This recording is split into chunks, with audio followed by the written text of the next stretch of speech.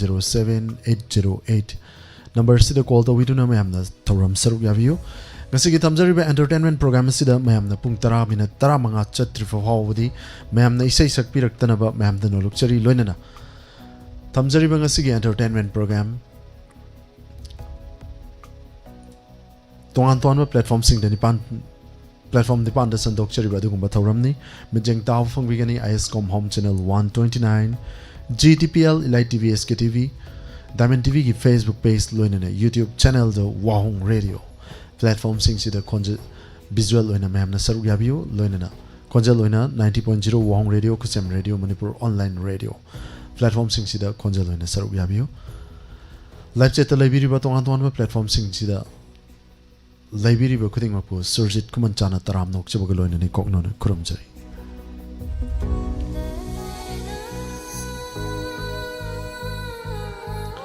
Season Nazariba number Hang Dokchari Ma'am call to you Saruyabiu 7005 707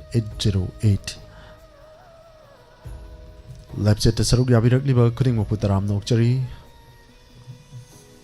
Madam Avem Atopam Taram Nokchari Madam Krizim Memi Devi Tagachari Imaibem Hal Imaibem Guru Mayum Tagachari Madam Krizim Memi Devi Tagachari Neha Mutum Madam Busu Taram Nokchari Toram Saruyabi Rakpa Madam Sanjam Ibem Cha Tagachari Torum Sida Sarup Yabirak Libakuting Work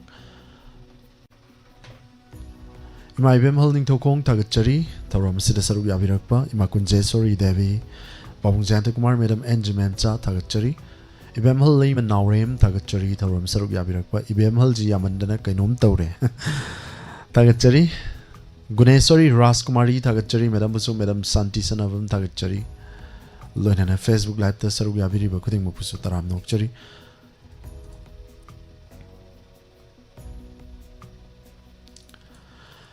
Thoram asiga han ba call ko chage Madam Kabrambam Sofia taram nokchari thoram saruk yabirakpa Ma'am thoram nungai na saruk yaminasi Madam Supriya Wangjam taram nokchari thoram saruk yabirakpa Avem atokpam nungsitombi waikom tagachari Thoram Sigi first caller Lokachagi Saruk Yaminasi. Hello. Hello, good evening, sir. Good evening, Taram Nokchari, madam. Nasigi Thoram entertainment program Thoram Sida Saruk Yavirakpa, madam Taram Nokchari. Lunana Ming Amadile from Highview. Thank you. Madam Yam Pakat Pirabo. Sir, the Thoram the Yawin or Bahana the Yawmi, Sadana Thoram, but we have Sahara Content of the Thoram the Haram and the Packet. Haram Malaga Packet Lise, Kari Bizano. I'm thinking to do Panadi. Thank you, Nasigita Romasida Sarugabira, madam. Taram Nokchari Lunan and Lantokchari Bangasigita Romasida, Madam Kari Utpigani. Hello. Hello, Taisa. Madam Nasigita Romasida, Madam Gilbakari Utpigani, say Nataba. Sir, take out the wrong here. Isai se pung taraga minute tara manga fawadi isai sakpirak tanaba mayam da noluk chakre aduna maram moiraga isai nataba makudol tambisi I Punala say and Mati and Tan Waro biroing a sigi wenadi Madam da noluk chari pung tara minute tara manga sa tripawadi isai sakpi gadoba caller sing na call to birak tanaba noluk chari. Thank you, madam. Pung taraga minat tara manga fawadi isai sakpi ge khan basingna call to birak tanaba noluk chari mayam dasu hanna naijari isai nataba dialogue mimicry loinana siren warring kudol tambiu pung tara minat tara manga fawadi toromasi ga hanba ani suba caller amuk loka chage ahanba caller miss oikre ma'am isai sakpi ge khan basingna pung taraga minat tara manga Chatri Fawa call to Viraktan Nolukchari. Hello. Hello. Taram Nokchari ma call to Virakpa Mingama delay from my view. Ramataki Jambinikawi. Thank you. Nasigita Ram Saruk Yavirakpa Imabu Taram Nokchari, Loinana, Lantokchari Baima, Nasigita Ram Sida. Kari would piganima. Kari work your height there, other ꯁꯩꯔꯦꯡ ꯊꯤꯕ ꯌꯥꯕ꯭ꯔꯣ ꯑꯣꯖꯥ? ꯁꯩꯔꯦꯡ ꯑꯣꯖꯥ ꯌꯦꯡꯉꯣ ꯉꯥꯎꯔꯤꯕ. ꯉꯥꯎꯔꯤꯕ ꯌꯥꯝ ꯅꯍꯥꯟꯗꯩ ꯇꯧꯗꯕꯅꯤꯅ. ꯀꯌꯥꯝ ꯀꯟꯅ ꯉꯥꯎꯕꯤꯔꯨꯔꯒꯦ ꯏꯃꯥ? ꯈꯪꯗꯦꯗ. ꯈꯪꯗꯦꯗ ꯍꯥꯏꯁꯤꯅꯤ. ꯍꯟꯅ ꯊꯥꯒꯠꯆꯔꯤ ꯏꯃꯥ. ꯌꯥꯝ ꯅꯨꯡꯉꯥꯏꯖꯩ ꯏꯃꯥꯅ ꯀꯣꯜ ꯇꯧꯕꯤꯔꯛꯄ. ꯏꯁꯩ ꯁꯛꯅꯕꯤꯔꯁꯨ ꯁꯥꯔ. ꯏꯃꯥ ꯏꯁꯩ ꯁꯛꯅꯕꯤ ꯉꯥꯏꯍꯥꯛꯇꯪ ꯂꯩꯔꯒꯗꯤ ꯑꯗꯨ ꯁꯩꯔꯦꯡ ꯊꯤꯕ ꯌꯥꯗꯕ? ꯏꯁꯩ ꯁꯛꯄ ꯌꯥꯏ ꯍꯣꯔꯦꯟ ꯄꯨꯡ 10ꯒ ꯃꯤꯅꯠ 15ꯒꯤ ꯃꯇꯨꯡꯗ. ꯍꯧꯖꯤꯛꯀꯤ ꯑꯣꯏꯅꯗꯤ ꯏꯃꯥ ꯁꯩꯔꯦꯡ ꯊꯤꯕ ꯌꯥꯏ, ꯋꯥꯔꯤ ꯂꯤꯕ ꯌꯥꯏ, ꯈꯨꯗꯤꯡꯃꯛ ꯌꯥꯏ. ꯏꯁꯩ ꯁꯛꯄꯗꯤ ꯌꯥꯗ꯭ꯔꯤ ꯏꯃꯥ. ꯑꯩꯗꯤ ꯑꯃꯨꯛꯁꯨ ꯁꯛꯇ꯭ꯔꯤ, ꯑꯃꯨꯛꯁꯨ ꯂꯤꯖꯔꯛꯑꯒꯦ ꯑꯗꯨꯗꯤ ꯁꯥꯔ. ꯈꯨꯗꯣꯜ ꯇꯝꯕꯤꯁꯤ ꯏꯃꯥ. ꯌꯥꯔꯕꯣ?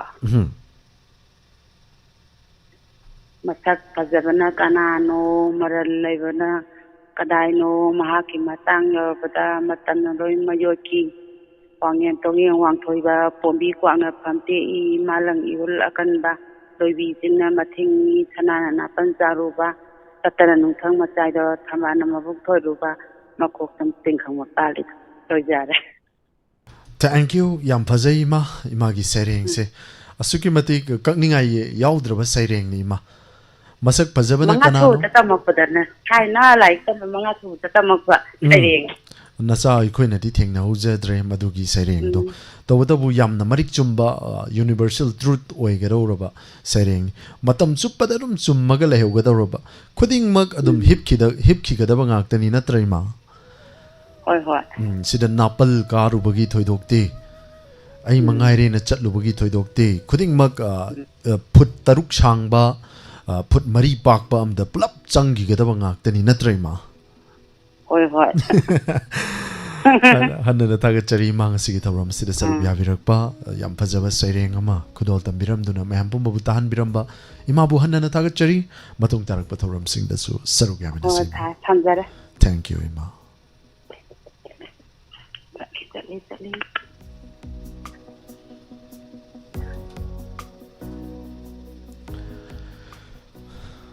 ꯁꯨꯝ ꯈꯟꯖꯤꯜꯂꯒ ꯌꯦꯡꯁꯤ ꯃꯤꯑꯣꯏꯕ ꯑꯩꯈꯣꯏꯒꯤ ꯄꯨꯟꯁꯤ ꯈꯨꯗꯤꯡꯃꯛ ꯃꯍꯥꯛꯀꯤ ꯄꯨꯟꯁꯤ ꯃꯍꯤꯡ ꯇꯣꯉꯥꯟꯕ ꯄꯨꯟꯁꯤ ꯃꯍꯤꯡꯗ ꯂꯣꯏꯅ ꯍꯤꯡꯅꯔꯝꯕ ꯌꯥꯏ. ꯇꯧꯕꯇꯕꯨ ꯆꯠꯈꯤꯐꯝ ꯍꯥꯏꯕ ꯇꯥꯔꯦꯀꯣ, ꯃꯌꯥꯝꯅ ꯆꯠꯈꯤꯗꯣꯏꯁꯦ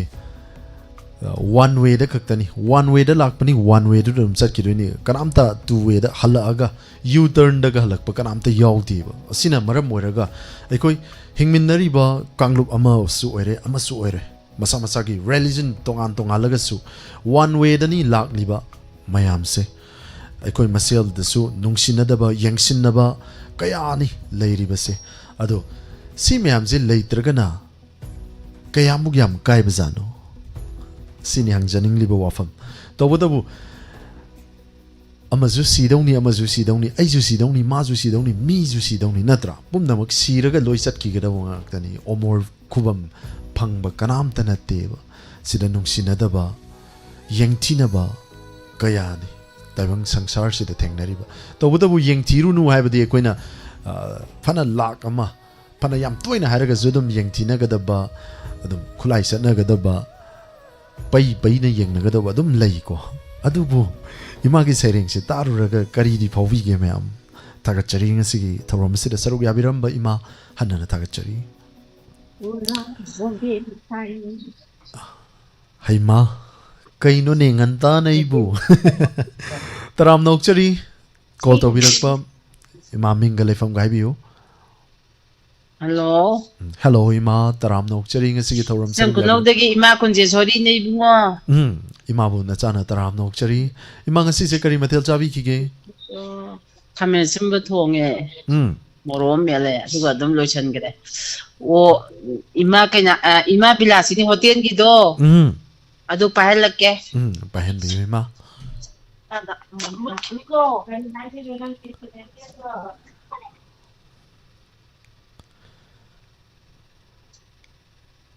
Hello. Hello, ima nachana taram nokchari ngasi gi thawram asida saruk yabirakpa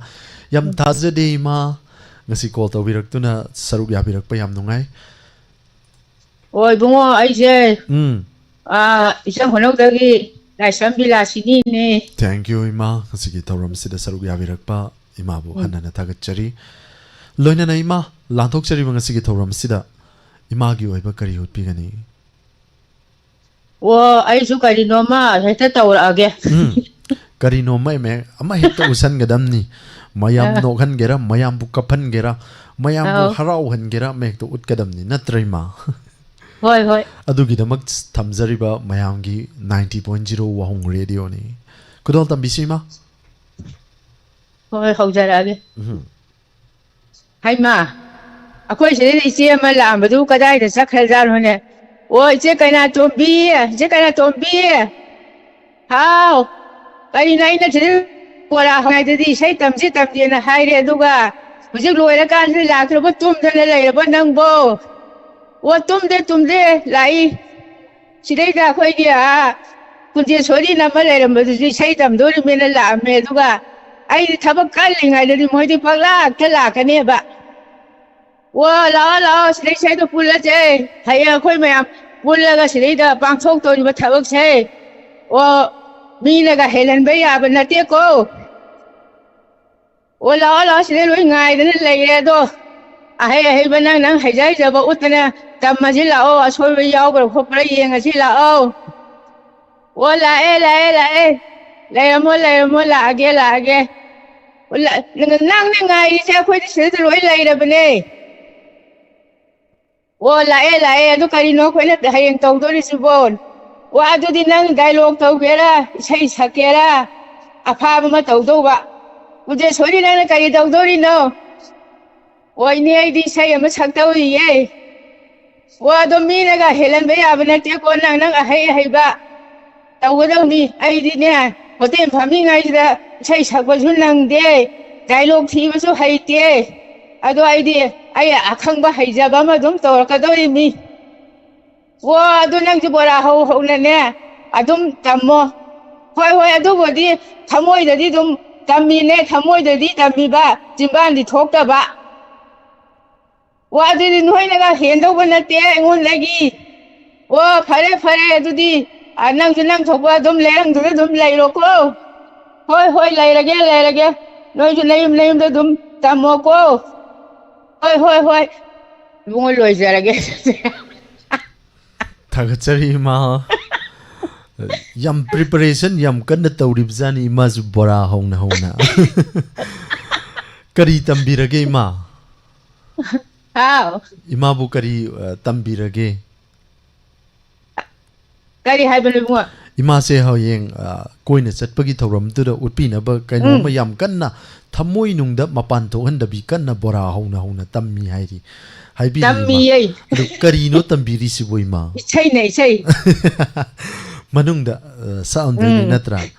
ya bora hona isai ga ngang bagi khunungai da su natra ima Ka ga le mi ni bungo. adu da ni se soiri se ka da na le ram me ai sini ima na thagachari na chana thoram Hoi thamle. thank you ima Saga sari.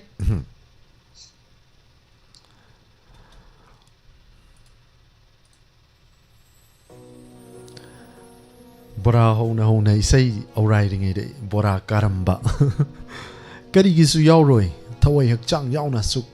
90.0 wahong radio sida thawai hakchang lupna tabiri basengna staff sing lakani haibada harau jaba loinana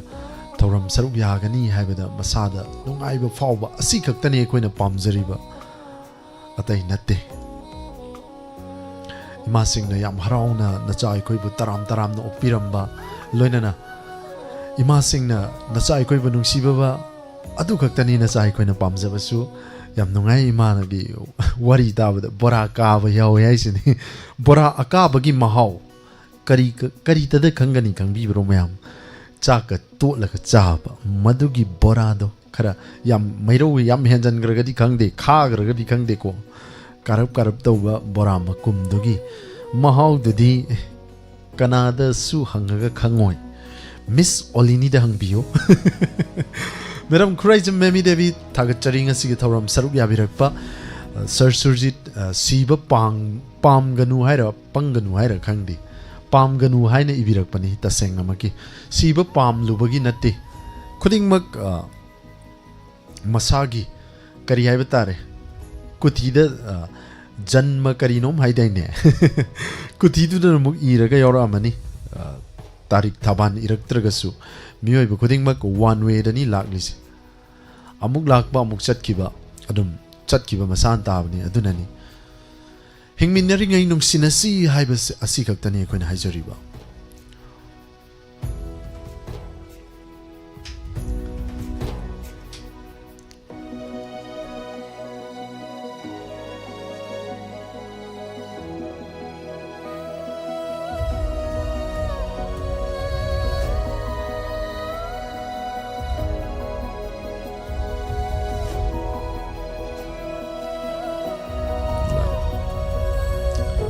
Tagachari Thoram Sida Sarugaviri Bakuding Mug, Madam Supriya Wangjum, Taram Nokchari Sorok Ivan Bibemcha, Imabimola Conchum, Tagachari Madam Tabarakanesa, Madam Vina Thodam, Madam Basu Taram Nokchari, and Sea Thoram Sarugabirakpa.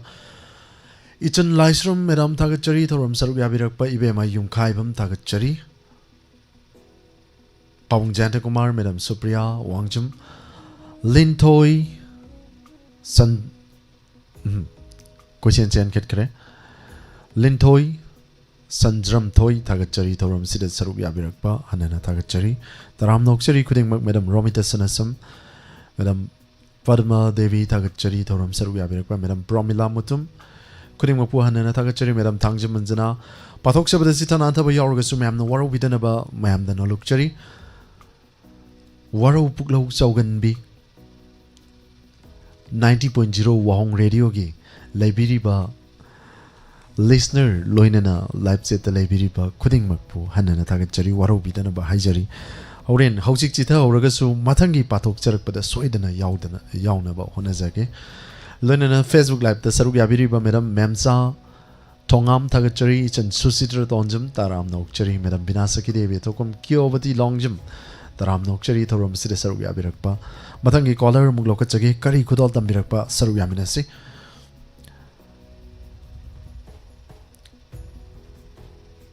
Radharani Aribam Taram Nokchari, Thoram Sida Saruk Yabirakpa, Madam Prabha Nongthombam Tagachari. Hello. Hello. Taram Nokchari, Madam Nasigi, Thoram Sida called the Wirakpa, Madam Bu, Hanana Tagachari, Mingamadilay from Haibio.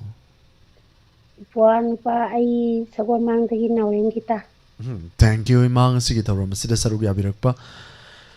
Hanana Tagachari, Imang Sigi. Ngasi numidang si kari mathil hobby ki game. Ngasi se dum iron ba makakanghaw maga.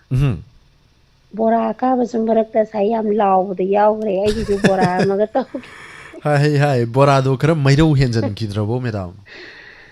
Henjan basani pamjabani na dum game law so hawre ka so dum hawre ay tarsa. Adu magni bora ka bagi mahaw bora makum gi mahaw je aizu Magi olini habi a paubi later. O powdrik paubi do ngasi di yawram dre. Powdrik paubi do yaw get over the yaw nang da manemi.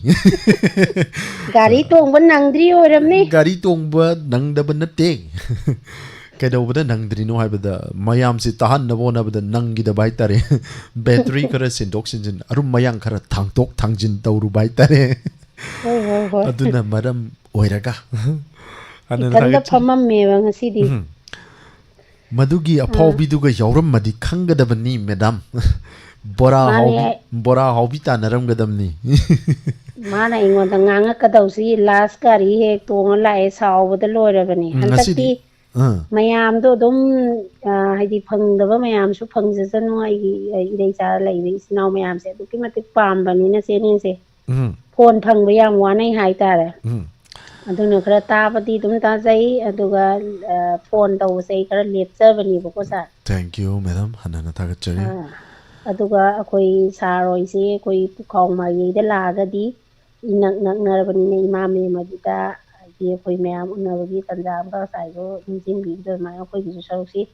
thungagadi sago mang tagi aina pukhong ta kitang hajalaga narabani na imaga dum pullaga ꯂꯩꯖꯔꯝꯃꯒꯦ ꯍꯥꯏꯇꯥꯔꯦ sir thank you ꯑꯗꯨꯃꯛ ꯌꯥꯏ ꯃꯐꯝ ꯑꯃꯗ ꯃꯤ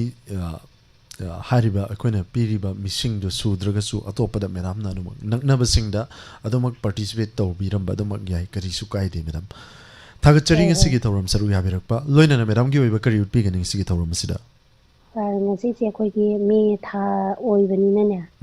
ꯑꯩꯅ ꯁꯩꯔꯦꯡ ꯃꯇꯦꯛ ꯑꯃꯈꯛꯇꯤ ꯍꯥꯏꯗꯤ ꯍꯩꯇ ꯇꯧꯕꯅꯤ ꯑꯗꯣ ꯃꯌꯥꯝ ꯇꯥꯕꯤꯔꯤꯕ ꯂꯥꯏꯔꯤꯛꯇ ꯂꯩꯕ ꯏꯆꯤꯟ ꯏꯅꯥꯎꯁꯤꯡꯅ ꯉꯥꯛꯄꯤꯒꯅꯤ ꯑꯩ ꯃꯇꯦꯡ ꯈꯛꯇꯪ ꯍꯟꯗꯛ ꯑꯩꯈꯣꯏꯒꯤ ꯃꯦ ꯊꯥꯁꯦ ꯑꯩꯈꯣꯏꯒꯤ ꯂꯥꯜ ꯍꯧꯈꯤꯕ ꯊꯥ ꯑꯣꯏꯕꯅ ꯃꯔꯝ ꯑꯣꯏꯔꯒ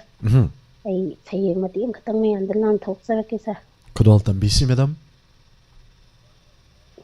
ꯑꯩꯒꯤ ꯁꯩꯔꯦꯡꯒꯤ ꯃꯃꯤꯡ ꯂꯥꯛꯄ꯭ꯔꯅꯤ ꯅꯈꯣꯏꯕꯨ ꯂꯥꯛꯄ꯭ꯔꯅꯤ ꯅꯈꯣꯏꯕꯨ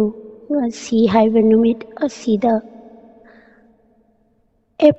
ꯃꯦꯒꯤ ꯇꯥꯡ 3ꯅ ꯂꯥꯛꯄꯁꯤꯗ ꯌꯥꯎꯕ꯭ꯔ ꯅꯈꯣꯏꯕꯨ ꯃꯤꯌꯥꯝ ꯃꯔꯛ ꯑꯁꯤꯗ ꯎꯗ꯭ꯔꯦ ꯅꯈꯣꯏꯗꯤ ꯃꯤꯌꯥꯝ ꯃꯔꯛ ꯑꯁꯤꯗ ꯆꯠꯂꯝꯕꯗꯥꯏ ꯅꯈꯣꯏꯁꯨ ꯉꯁꯤꯒꯤ ꯇꯥꯏꯕꯪꯄꯥꯜ ꯑꯁꯤꯗ ꯊꯋꯥꯏꯅ ꯄꯣꯟꯊꯥ ꯑꯣꯏꯈ꯭ꯔꯕꯤ ꯍꯦ ꯁꯤꯡꯉꯝꯗꯅ ꯁꯤꯈ꯭ꯔꯕ ꯊꯋꯥꯏꯁꯤꯡ ꯀꯜꯂꯕ ꯅꯣꯡꯂꯩ ꯅꯨꯡꯁꯤꯠ ꯑꯃꯅ ꯍꯨꯝꯂꯛꯇꯨꯅ ꯄꯨꯕꯤꯈꯤꯕꯗꯥꯏ ꯅꯈꯣꯏꯕꯨ ꯑꯁꯤ ꯂꯝꯗꯝꯗ ꯄꯨꯈ꯭ꯔꯕ ꯍꯦ ꯊꯋꯥꯏ ꯅꯈꯣꯏꯕꯨ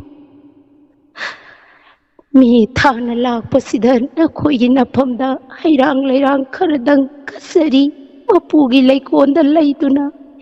ꯏꯪꯅ ꯆꯤꯛꯅ ꯂꯩꯕ ꯑꯣꯏꯕꯤꯌꯨꯀꯣ ꯉꯁꯤꯒꯤ ꯇꯥꯏꯕꯪꯄꯥꯜ ꯑꯁꯤꯗ ꯑꯉꯝꯅ ꯆꯦꯠꯅꯔꯕ ꯑꯉꯝꯕ ꯆꯥꯟꯅꯔꯕ ꯅꯨꯄꯤ ꯑꯉꯥꯡ ꯈꯥꯛꯇꯅ ꯂꯥꯜ ꯅꯪꯅ ꯑꯩꯈꯣꯏꯕꯨ ꯑꯣꯠꯄꯤꯔꯤ ꯅꯩꯕꯤꯔꯤ ꯁꯤꯡꯉꯝꯗ꯭ꯔꯕ ꯊꯋꯥꯏ ꯀꯌꯥ ꯑꯃꯅ ꯍꯤꯡꯗꯤ ꯍꯤꯡꯅꯤꯡ ꯁꯤꯈꯤꯕ ꯄꯦꯟꯉꯝꯈꯤꯗ꯭ꯔꯦꯗꯀꯣ ꯍꯦ ꯂꯥꯜ ꯍꯨꯝꯂꯛꯂꯤꯕ ꯅꯪꯒꯤ ꯅꯣꯡꯂꯩ ꯅꯨꯡꯁꯤꯠꯇ ꯌꯥꯎꯈ꯭ꯔꯕ ꯄꯤꯛꯂꯤꯕ ꯃꯃꯥꯒꯤ ꯃꯊꯥꯗꯒꯤ ꯃꯆꯥꯕꯨ ꯃꯨꯟꯗꯨꯅ ꯄꯨꯕꯤꯈꯤꯕ ꯍꯦ ꯂꯥꯜ ꯂꯣꯏꯕꯤꯈ꯭ꯔꯣ ꯅꯪꯗ ꯆꯠꯈ꯭ꯔꯣ ꯑꯩꯈꯣꯏꯒꯤ ꯃꯐꯝꯗꯒꯤ ꯂꯥꯞꯅ ꯄꯨꯕꯤꯈ꯭ꯔꯣ ꯑꯆꯨꯝꯕ ꯂꯩꯇ꯭ꯔꯕ ꯋꯥꯌꯦꯜ ꯂꯩꯇ꯭ꯔꯕ ꯉꯁꯤꯒꯤ ꯂꯩꯉꯥꯛ ꯑꯁꯤꯅ ꯑꯩꯈꯣꯏꯒꯤꯗꯤ ꯀꯔꯤꯁꯨ ꯂꯩꯔꯝꯗ꯭ꯔꯦ ꯏꯃꯤꯗꯒꯤ ꯍꯦꯟꯅ ꯑꯗꯨꯕꯨ ꯅꯨꯄꯤ ꯑꯣꯏꯕꯤ ꯑꯩꯈꯣꯏꯅ ꯈ꯭ꯋꯥꯡꯆꯦꯠ ꯃꯆꯤ ꯂꯥꯛꯇꯨꯅ ꯏꯆꯥꯁꯤꯡꯒꯤꯗꯃꯛꯇ ꯅꯨꯄꯤ ꯂꯥꯜ ꯍꯧꯈꯤꯕꯒꯨꯝ ꯍꯧꯔꯛꯂꯒꯅꯤ ꯉꯁꯤꯗꯤ ꯃꯍꯤꯛꯇꯒꯤ ꯃꯩꯖꯥꯎꯕꯤ ꯑꯣꯜꯂꯛꯇꯨꯅ ꯄꯨꯝꯅꯃꯛ ꯆꯥꯛꯊꯦꯛꯈ꯭ꯔꯒꯅꯤ ꯂꯥꯜ ꯑꯁꯤꯅ ꯂꯣꯏꯔꯛꯄꯗꯗꯤ ꯇꯥꯡꯒꯣꯏꯗꯒꯤ ꯍꯦꯟꯅ ꯂꯩꯍꯧꯔꯔꯣꯏ ꯇꯥꯡꯒꯣꯏꯗꯒꯤ ꯍꯦꯟꯅ ꯂꯩꯍꯧꯔꯔꯣꯏ ꯂꯥꯛꯄ꯭ꯔꯅꯤ ꯅꯈꯣꯏꯕꯨ ꯉꯁꯤꯒꯤ ꯃꯦꯒꯤ ꯇꯥꯡ 3ꯅ ꯂꯥꯛꯄꯗ ꯌꯥꯎꯕ꯭ꯔꯅꯤ ꯃꯤꯌꯥꯝ ꯃꯔꯛ ꯑꯁꯤꯗ ꯍꯦ ꯊꯋꯥꯏ ꯄꯨꯝꯅꯃꯛ ꯂꯥꯛꯄꯤꯌꯨꯀꯣ ꯅꯈꯣꯏꯒꯤ ꯅꯐꯝꯗ ꯍꯩꯀꯠ ꯂꯩꯀꯠ ꯇꯝꯖꯗꯨꯅ ꯑꯉꯝꯕ ꯈꯔꯇꯪ ꯀꯠꯆ ꯂꯩꯇꯅ ꯂꯧꯕꯤꯌꯨ ꯇꯥꯏꯕꯪꯒꯤ ꯃꯄꯨꯒꯤ ꯂꯩꯀꯣꯜꯗ ꯏꯪꯅ ꯆꯤꯛꯅ ꯂꯩꯕ ꯑꯣꯏꯕꯤꯌꯨꯀꯣ ꯍꯦ ꯇꯥꯏꯕꯪ ꯁꯦꯝꯕ ꯃꯄꯨ ꯅꯍꯥꯛꯅ ꯊꯧꯖꯥꯟꯕꯤꯌꯨꯀꯣ ꯑꯃꯨꯛꯇꯗꯤ ꯃꯈꯣꯏꯕꯨ ꯏꯪꯅ ꯆꯤꯛꯅ ꯂꯩꯍꯟꯕꯤꯌꯨꯀꯣ ꯊꯦꯡꯛ ꯌꯨ ꯁꯥꯔ ꯃꯇꯥꯡꯁꯤꯗ ꯂꯣꯏꯁꯤꯟꯖꯔꯒꯦ ꯊꯦꯡꯛ ꯌꯨ ꯍꯟꯅ ꯊꯥꯒꯠꯆꯔꯤ ꯃꯦꯗꯥꯝ ꯌꯥꯝ ꯐꯖꯅ ꯁꯩꯔꯦꯡ ꯑꯁꯤꯁꯨ ꯈꯨꯗꯣꯜ ꯇꯝꯕꯤꯕ ꯌꯥꯝ ꯐꯖꯕ ꯁꯩꯔꯦꯡꯅꯤ ꯄꯦꯇ꯭ꯔꯣꯏꯇꯤꯛ ꯄꯣꯏꯝ ꯑꯃ ꯃꯦꯗꯥꯝꯅ ꯈꯨꯗꯣꯜ ꯇꯝꯕꯤꯗꯨꯅ ꯊꯧꯔꯝ ꯑꯁꯤꯕꯨ ꯁꯔꯨꯛ ꯌꯥꯕꯤꯔꯝꯕ ꯍꯟꯅ ꯊꯥꯒꯠꯆꯔꯤ ꯇꯁꯦꯡꯅꯃꯛ ꯁꯩꯔꯦꯡ ꯑꯁꯤ ꯇꯥꯔꯨꯔꯒ ꯊꯃꯣꯏꯗ ꯅꯨꯡꯉꯥꯏꯇꯕ ꯂꯣꯏꯅꯅ ꯁꯩꯔꯦꯡ ꯑꯁꯤ ꯇꯥꯕ ꯃꯇꯝꯗ ꯇꯨ ꯆꯨꯡꯈꯤꯕ ꯈꯪꯍꯧꯗꯦ ꯍꯟꯅ ꯊꯥꯒꯠꯆꯔꯤ ꯃꯦꯗꯥꯝ ꯊꯦꯡꯛ ꯌꯨ ꯁꯥꯔ ꯑꯩ ꯍꯩꯖꯕꯗꯤ ꯅꯠꯇꯦ ꯑꯩꯈꯣꯏꯒꯤ ꯌꯥꯝꯅ ꯃꯔꯝ ꯑꯣꯏꯔꯒ ꯂꯩꯈꯤꯗ꯭ꯔꯕ ꯃꯌꯥꯝꯁꯤꯡꯁꯦ ꯁꯤꯅꯤꯡꯅ ꯁꯤꯕꯗꯤ ꯑꯃꯠꯇ ꯅꯠꯇꯦ ꯑꯗꯨꯕꯨ ꯂꯩꯕꯥꯛꯀꯤ ꯃꯣꯏꯅ ꯃꯥꯡ ꯊꯥꯔꯒ ꯑꯩꯈꯣꯏꯒꯤ ꯂꯝꯖꯤꯡ ꯂꯝꯇꯥꯛꯄꯤꯕ ꯍꯥꯏꯕꯗꯤ ꯃꯣꯏꯅ ꯁꯍꯤꯠ ꯑꯣꯏꯈ꯭ꯔꯀꯥꯟꯗ ꯑꯩꯈꯣꯏꯅ ꯃꯣꯏꯒꯤ ꯃꯇꯨꯡ ꯏꯟꯅꯖꯗꯅ ꯃꯣꯏꯒꯤ ꯃꯐꯝꯗ ꯍꯩꯀꯠ ꯂꯩꯀꯠ ꯇꯝꯈꯤꯕꯗꯣ ꯍꯟꯗꯛꯇ ꯑꯗꯨ ꯁꯨꯝ ꯅꯤꯡꯁꯤꯡꯉꯒ ꯈꯜꯂꯨꯕ ꯃꯌꯥꯝ ꯊꯣꯛꯈꯤꯕ ꯃꯌꯥꯝꯗꯨ ꯅꯤꯡꯁꯤꯡꯉꯨꯕꯗ ꯁꯨꯝ ꯃꯇꯦꯡꯈꯛ ꯃꯌꯥꯝꯗ ꯈꯨꯗꯣꯜ ꯇꯧꯖꯕꯅꯤ ꯊꯦꯡꯛ ꯌꯨ ꯁꯥꯔ ꯊꯥꯒꯠꯆꯔꯤ ꯊꯃꯣꯏꯗꯒꯤ ꯊꯣꯛꯂꯛꯄ ꯋꯥꯍꯩꯁꯤꯡꯅꯤꯅ ꯑꯁꯨꯃꯛ ꯇꯥꯕꯗ ꯑꯗꯨꯝ ꯃꯌꯥꯝꯅꯁꯨ ꯑꯗꯨꯃꯛ ꯐꯥꯎꯕꯤꯔꯝꯒꯅꯤ ꯊꯃꯣꯏꯗ ꯇꯨꯁꯤ ꯎꯡꯈꯤꯕ ꯈꯪꯍꯧꯗꯦ ꯍꯥꯏꯕ ꯋꯥꯐꯝꯁꯦ ꯊꯝꯖꯔꯤ thank you madam thank you sir ꯑꯃꯨꯛꯀꯁꯨ ꯍꯟꯅ ꯃꯌꯥꯝꯕꯨꯁꯨ ꯊꯥꯒꯠꯆꯔꯤ ꯊꯦꯡꯛ ꯌꯨ ꯃꯦꯗꯥꯝ ꯄ꯭ꯔꯃꯣ ꯇꯧꯔꯦꯝ ꯇꯔꯥꯝ ꯅꯣꯛꯆꯔꯤ ꯃꯦꯗꯥꯝ ꯄ꯭ꯔꯣꯃꯤꯂꯥ ꯃꯨꯇꯨꯝ ꯍꯟꯅ ꯊꯥꯒꯠꯆꯔꯤ ꯊꯧꯔꯝ ꯑꯁꯤꯗ ꯁꯔꯨꯛ ꯌꯥꯕꯤꯔꯛꯂꯤꯕ ꯈꯨꯗꯤꯡꯃꯛ Lin Toy Sanzrem Toy Tagachari ngasi thoram sida sarup yabirakpa yam fazaye sering se haina takpire ima bimula koncham madam Santi Lystrom taram nokchari thoram sarup yabirakpa thangjam Kiran Bala Rosmani Endrembam madam su taram nokchari madam thangjam anjana hanana tagachari Surjiban taram nokchari Mem Thoi Ningthojam Tagachari Maibem Hal Ningtho Khong taram nokchari thoram sarup yabirakpa hanana tagachari inau Gorobakuman inau basu hanana tagachari ngasi thoram sida sarup yabirakpa chillaba inaugi matam kaithoktuna live asibu sarup yabirakpa tagachari Madam Kabram Sophia Yumkaibam Helen Marang Kuno tagachari Madam Pramila Mutum Madam Supriya Wangjum tagachari Madam Taibe Manamairakpam tagachari thoram sarup yabirakpa Sir Mahendra Mutum tagachari Aribam Radhapyari Sir Lystrom the King tagachari thoram sida sarup yabirakpa Chen Susitr Tonjam tagachari Madam Binasaki Devi Thokpam tagachari thoram sida sarup yabirakliba khudingmakpu taram nokchari pathok chabada sitanantaba yauragasu mayamna waro bitana bahichari Madam Memcha Thongam Madam Busu taram nokchari hanana tagachari thoram asigi makha tatharakpa ngasigi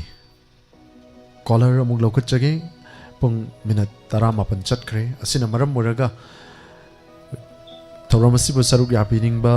isai sakpiningba singsu call to biraknaba ma'am da nolokchari ngasai makai break faraga leirambado hand break farambado hand break to dum thada biro tagachari hello taram nokchari call to birakpa mingamadi leifam haibi uima Hello, Lore Mamdevi, Gopolaram Devi, Lama Thabane. Thank you, Imang. Sige, thoram sida sarup yabirakpa. Jangi Vicha Suzuki Makhonta, the Bakuiri, the Taurapone. Aigi makhonta da bakuire na call tawraiba nahangai radio do kanana wairu game Oh, Imagi do, Pondu Yadraba. Radio do Yadraba, Tabi. Hug me Chaledana. Nakotava, come to the later. I did the Muridu, the Mure, phone to Pangada. She phone number is there, number phone number, I give it phone yatre. Babadagi call to Birakpa, Imabu Hanana Tagacharima. I do the Lapani, I don't create a mamma to Pangabo. Mana Pangare. Hanana tagachari na chabu even jang to the Dayago you go. Ahoy ma oizage na sa se daw yaman dana taktine wari thai ma tang kan thije te se mayam la la ba su mayam na pi you ko kro tambi se oh review ko tai bi mayam na pi you mai ji am yao dre ma thije ra ge ko samlam na how bi rasi ma Imagi pari nungsi basa maya ikara banisana kari ki banghali banana khoibu mamanyam laba punchi bu kari ki pamu bakhang dabano kai tang laba kai bang hakjang bu laina ki katha pa bo henjare na chanan mung pham thiam duna punchi te chin chu dana khamu thak ta manghanjare Nang gitalo nung chidi nung nanukra o hendere. Pale pantau away basing wakan may cha lang haure. Masira nang napam namba. Ja tuji thamcherage. Tagachari mang sige thoram sida call to biraktu na sarup yabirakpa yam phajaba saireng amasu imana kodol tambiramba nachana hanhana tagachari Kang de tum chai ma ko ta da kui da tawrakoni ngasi di taraba na troima kaya di kui re chai ma ko ta da ba ngasi taraba wari batai sana da buju kaya di kui re ngasi maga wari sanajaba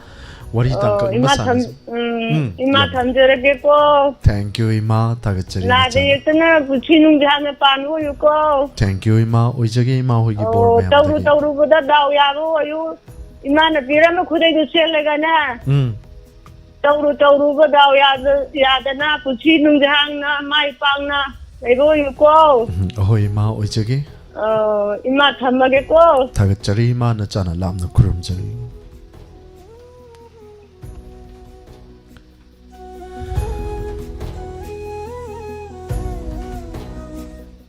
इमा सिंगसिना असुमना पेनबिबा असुमना नुंसीबिबा असिगिनी अखोइगिदी करिसु लेजते अतई नत्रा सरुग याबिरिबा खुदिंगमक हानना तागतचरी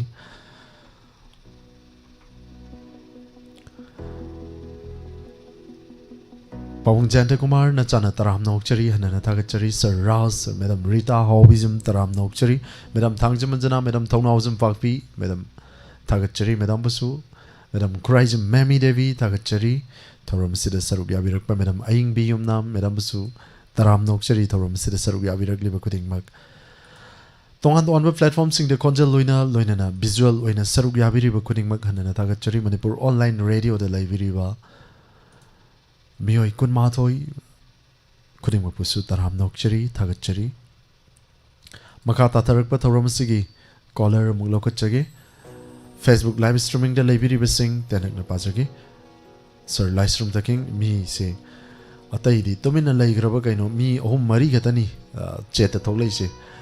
मयाम कौथोक पमतंग ngамद्रबो सर महेंद्र मुतुम थागतचरी ngah लेर कौथोरके ma'am Serug यामिनसी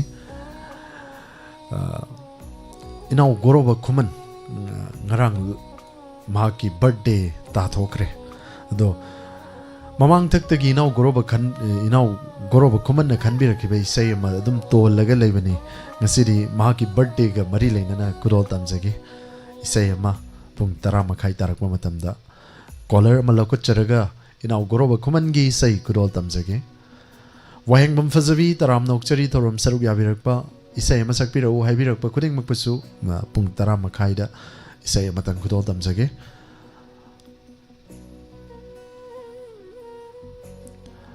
Mayengbam Rohini Devi Thagachari thorom saruk yabirakpa Mayangbam haidura Mayengbam ngakbigani Mayanglambam Rohini Devi Thagachari thorom saruk yabirakpa Nganbi Thongam Thagachari pulap samjannabanina LAM je uhodaba haitare hek haijin bu thorom sida saruk yabirakli ba khuding mahanana Thagachari call lokachage Hello Hello. Taram Nokchari madam call to birakpa madam mingamadi leifam haibiyo Hello sir, ai kombo sukun khunau tigi na kauje. Thank you madam neha se YouTube live streaming de leibiriba madam neha mutum se oibi doiro Hello sir, haji kano hey sakpa yaraba sa. Ya jare madam Hey oina tiam tang lan thokche ki. Good all the busy madam Bidai ki thong dil dale tu na Hau krab matam bu ning ning bana Ning ba kai da bi ai bi hakti Asa binorel oi re dom Bidai ki thong dil dale tu na Nung si pan thung yau ngam da Kai na polum uduna Nung si ki torban wang mata Kai na mai tak te khang li ba Bidai ki thong dil da le tu na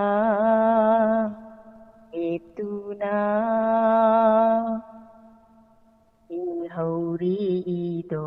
mai rak da Mate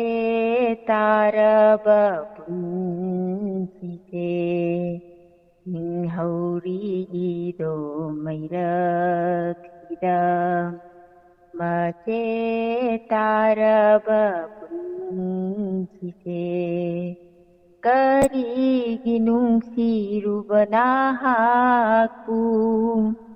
Ningam da taina phangna ba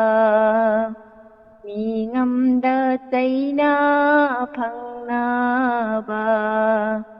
Bidai ki thong dil da le tu na Hau krab matam bu ning निंबा कायरा बी आई हाती आचा दिनोरेल ओय रेदो लोइजरगे कार तांगसिगा Thank you hana thagachari madam yam fazaba isai ma kudol tambiram duna thoram saru yabiram ba madam bu hainingai letana thagachari taram thank you loinana inau goroba kuman Diamond Donors members amasu aibiriba inau goroba kuman mahaki ngarang se birthday takre ngarang di athengba gi thoram saru ya jahudabana maram oraga mahaki birthday gi matung ngasi inau da kathok chabai sei amatang mayam puna tamina si call to birakliba caller nga hektang paibi na basu caller da nalukchari isai matang kudol tamjage inau goroba kuman da dedicate tawjage isai se thapla ga nungsiba heli maram karigi thapla ga nungsiba heli ba uraktaba natra laihoriba yumda laihoriba family uningam gani ima baba da gi lapna leiba se nungai banati aduna inau da kathok jage isai se mam puna saru yamina si thapla ga nungsiba heli tabu isai mek se kharadi tenari ko family gi oiba isai mek di natte kudol tamjage tabu inau na khanbirak khiba isai ni mamang thakta kudol tamjaki da bangasi inau da kudol tamjari tamina si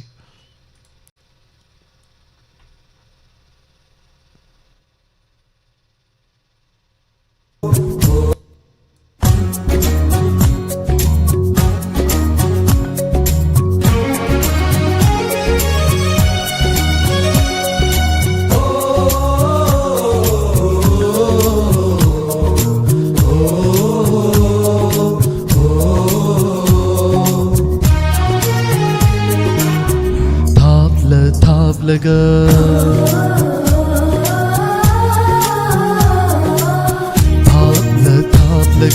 nungsiba heli tamla ga ningsingba heli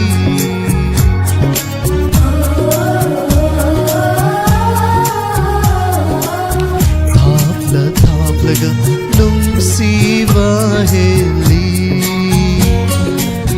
tamla ga ningsingba heli thapla ga nungsiba heli thapla ga nungsiba heli inau su power kamti asi se kalai se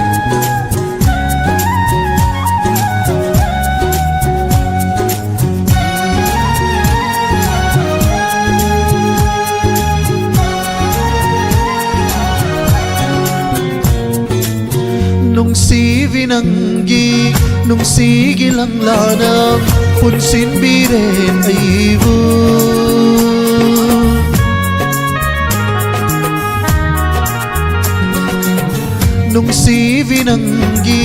nungsigi lang lanam punsin biren aibu ningsing lagpadang ay ko'y nagiwari ay ko'y nagiwari wari ningsing ako na pita gibag kang okay uri nanggi nung sivi saltam kalikaw bagam nanagtaibu thapla ga nung siva heli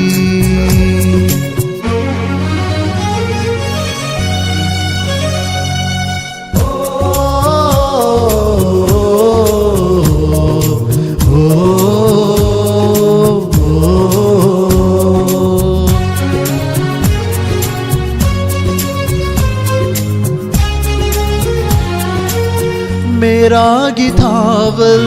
मेंगलाव थानिल ही आंगई पूर्णिमा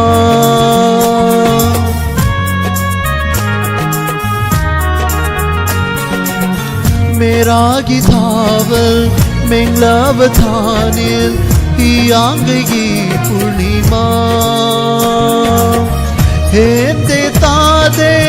nahaki satamna nahaki satamna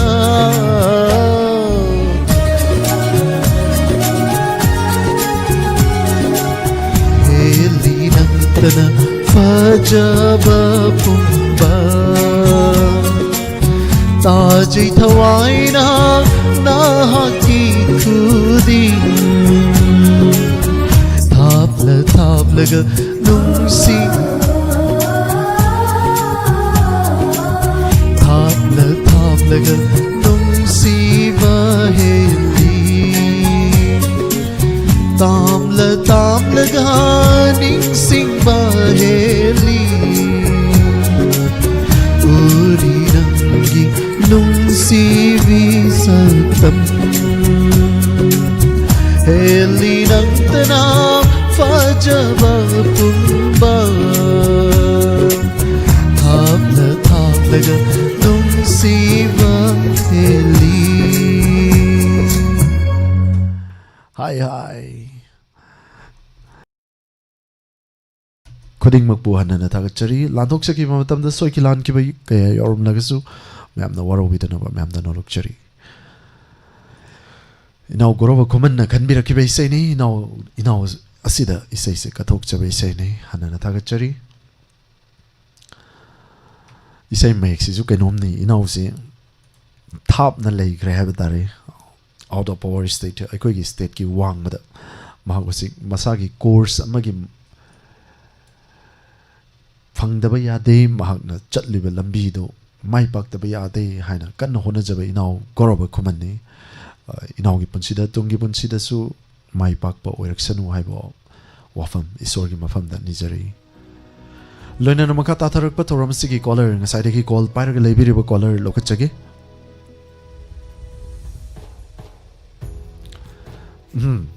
लिनथोय संजरेम फोम संजरेम थोय हनना थागचरी पंगथासु थागतपिनु तारा कांद ख्वांग तेकनी अदुना थागचरी थोरम सरुक याबिरिबा पुंगनिंग थोगत पिरकलिबा खुदिंगमपु हनना थागचरी मतंगी कॉल लोकचगे हेलो हेलो सर सुजीत के कोंसांग में या बेम ताराम नोकचरी मैडम ngasi थोरम सिदा सरुक याबिरकपा ngसाइदगी कॉल पाइरगा लेबिदसु वरम मनी मैडम से पांते इसे ताबदा याम फजैये थैंक यू थागचरी हनना इसे जी जाका तोगा ताबना हाउदो मालेबो खंदी सैजे चाका तोट लगा चाब यारमगदी इनसांग सुंथोंग थोंगनरोय अइगी ओइनगा हाइरगदी सैसे अदुकी मतिक पामजै होय पामजबा यिनि हाउदो माले थैंक यू हनना थागचरी मैडम लोइना लादोक्चरी मंगसिगी थोरम सिददी करी उठबिगनी मैडम गे आइदी सैरेंग मते मोइन तिजरागे सा इसै पामबनिना सैरेंग मते मोइन तिजरागे सैजु मतेला मा सैरेंग जु मतेला ममने थैंक यू अदुक फागी तौजबनी हेक हाइजिन बु हनना थागचरी मैडम मैडम की सैरेंग खुदोल तबिसे होय हाउजरागे पुंसिगी सेंदा होली आकी पुंसी हिदोम हाइना युंगना सेंथारी किनारी मिसिंगबो थेंजेलोगद्रा पुंसिगी सेंदा होली आकी पुंसी हिदोम लावरली तोरबानदगी मीना करिनो अंगाबो खनचिलो तोरबान ताना पुसिलो हाइतना होली करिगी होलीबा पुंसिगी सेंदा होली आकी पुंसी हिदोम अवाबा नुंगाइबा खत्ता मिवा पुंसी मरक्ता कंदियु ननाय हिदोम पुंसगी पाक योंगना पुंसीगी सेंदा Holi कयाकी पुंसी हिदोम लोइजायसा thank you हनना थागचरी madam ngasiगी theorem सिदा सरुक याबिरक्तुना याम फजबा सैरेंग अमा खुदोल तंबिरंबा हनना थागचरी फोन जी याम तोइना तौदो मयांगी सास पिजना सम लेजरने तौद्याम तौनिंगबा फोन अदुमा कॉल सरुक याबिरो मैडम ngasiगी थोरम सिदा सरुक याबिरंबा मैडम बो हनना थागचरी मतुंग तारकपा थोरम सिंगदसु सरुक याबियु असि खक्तनि खोइना हाजगदा बो फम thank you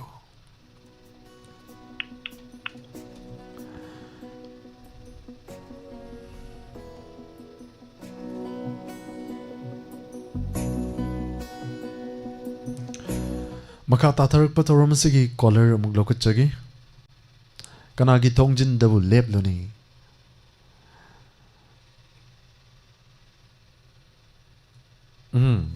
Madugi say dumadi madam. Hajada ba taseng na sumani madam Sundari maibam. Kanagi tongjil dabu lep luni. Ningoloivi punsina. Swai ibirak pa mate sin pemina si. Matangi call ko chage hello. Hello. Taram na okchari madam konjel si aibu. Ta ki gadra la ki gadra. Kangi gum lucky gum to. Kangi gum lucky gum lucky gum kangi gum maduni. Ai su priya wang jam ne kombo che kon da gi sa su ji. To aduni chumdra. Thank you madam ngasi ki thoram saruk yabirak pa. Hanana ta chari madam kari matel ji chabi ki ge madam ngasi se. China City champut amaga kangho amaga chagre. Yam phaja yam hauba matel ama sa thokre. Loina na lan thok chari bang sigi entertainment program thoram si de madam ge kari utpi ge nei. Sai sai atum tora age. Karo. Sai ya ga ni na kwa. Sa hojela sira. Hobile si madam. Ekta thamiro kwa. Ya ya ha ya ya ya ya ya ya ya ya ha ya ya ya ya ya ya mít nhang na bao không chân lý đó ho mít nhang na bao không chân lý đó mi nóc na buộc ninh hù đi đó ôi nè cháu bao bao không chắc khen bao thà môi hù ba hay ba man dâu nữ già thà môi pi ghê lệ lệ ni ngon phúc ni ole nữ già thà môi pi ghê lệ lệ ni ngon phúc ni ole mít nhang na bao không chân lý đó mi nóc na buộc ninh hù đi đó ôi nè cháu bao ba khăng chờ khen ba thà môi hù ba hay bạc man châu ba khăng xin tha bang li ngay ni ngon na te bang cha ge phun si kong pam sim la si nung si khó thể tâm jage jing lâu sa tâm on kinu pangal son bi ai khoi ni buk ning no bi ning on ni ya ya lao na nok na pa khang khang loi oi jage mít nhang na pa khang chali do mi nok na buk ning huri do ôi nè cháu bao ba khăng chắc khen bao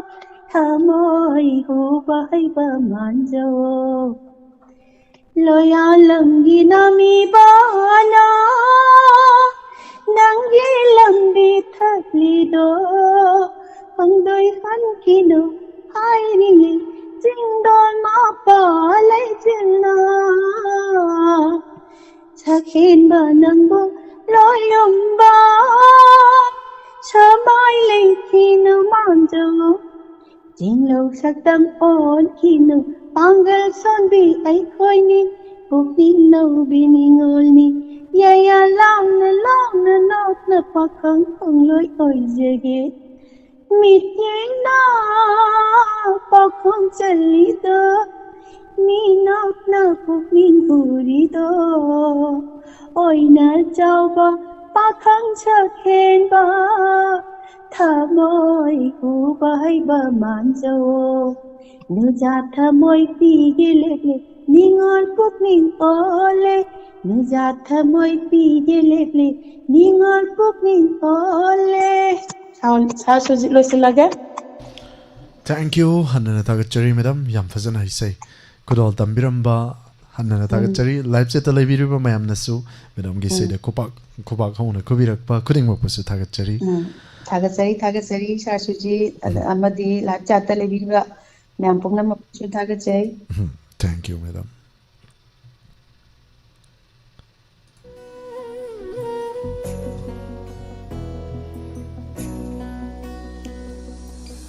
Mayam mijing na paukong chalak pasidi kari na phongani. Kainom ni say madam Supriya Wangjam gi mijing na paukong chalak pa. Kainom ni hi hanana taga chari sarug yaviri ba kuding mag loina na lanthok chari ba thoram maka tatarak pa caller mu lokat chagi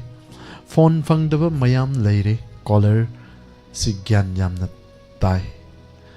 mayam gi su khan daba yade Punsigi konjel ta daba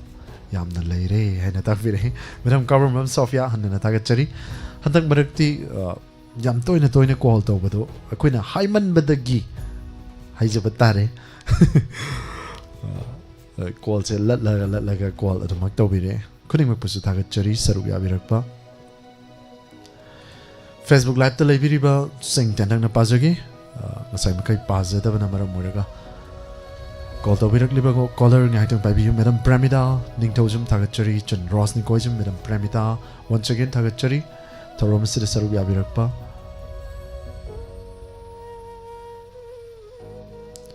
Chinkai oinam tagachari thorom kara ngana tajari haina takpire hanana tagachari thorom sida saruk yabirakpa sir chinkai oinam taram nokchari ngasigi thorom sida saruk yabirakpa pungning togat birakpa tagachari Aribam Radhavyari tagachari Madam Vinasaki Devi atokpa michan Rosni Koijum once again tagachari thorom saruk yabirak diba kuding mag Chabaga changdari haina takpire Madam Vinasaki Devi atokpam Sir Surjit Diamond TV Wahong Radio da ngaure chabaga changdari chaba changdari di parakti tarakani aduna chaba di changan biu madam asi kaktani haijege chaba yaraktra di parak tarakani bako aribam Radhavyari hanana tagachari Ramesh Chandra Kangembam tagachari thoram sarug yabirakpa sarug yabirak diba kuding mag hanana tagachari ngasai makai pathok chabada sithaba adumag yawi che scroll to with yadaba hendoki ba adumag yawi aduna waro bidanaba nolokchari call to birak diba caller amuk paikat chagi sarug yabiriba kuding mag tagachari sarana biru wangkem madam Christ Memi Devi tagachari madam Thonaujum Pakbi tabarakanaisa Pawung Jante Kumar tagachari sarug yabirakpa madam Tangjam Manjanas Madam Government Sophia Thonaujum Pakpi tagachari Sir Ras taram nokchari thoram sarug yabirakpa Yungkaibam Helen Morang Kuno Madam Basu taram nokchari ngasi thoram sida sarug yabirakpa Guneshwari Ras Kumari Tangsabam tagachari thoram sarug yabirakpa Kuning magpu hanana tagachari matangi caller amung lokachage nungsi tombi Waikom Madam Basu taram nokchari Madam Prabha Nongtomam Imai Bemal Ningtokong tagachari Nganbi Thongam tagachari caller mung lokachari hello taram nokchari call to birakpa mingam delay from heavy ma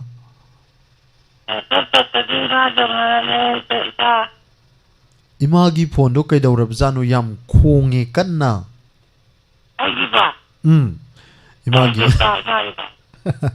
imagi mic se yadre ko phone sina oiram ba yai ima kari mathal chabi khige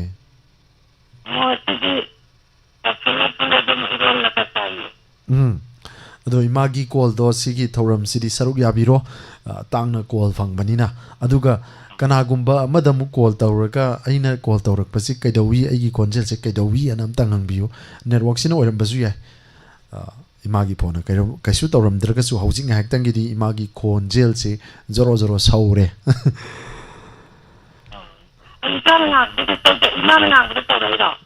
imana ngang base sonda zoro laure aduna tabam ma khangdaba ma yauri hanana tagachari ma sigi tawram saruk yabirakpa loina na lanthok chari ba imanga sigi tawram sida kari kudol tambi gani kudol tambi si ma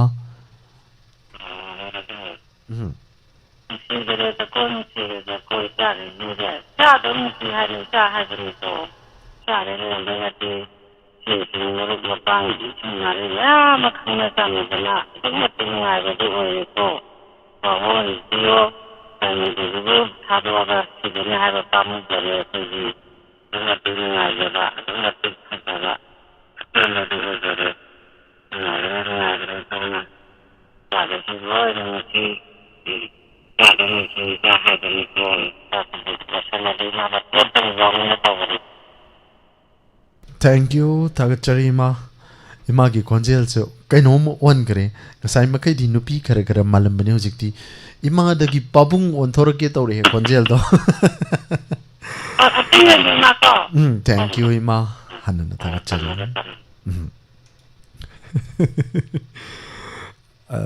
Speaker sina oi speaker sina dinate imagi khonjel se mayam na su habiro live chat le biri besing khonjel kamdaugi kaino sibu haire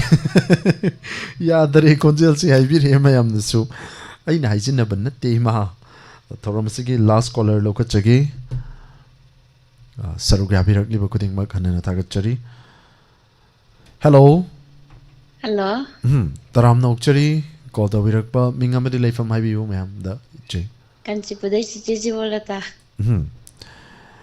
hanana thagachari sing sigi thoram sida saru ga birak pa kari kudol tambi gani che tenta sakchara ke kudol tambi si che si naw na ngapi ko hauragi ko hauragi ima aigi ima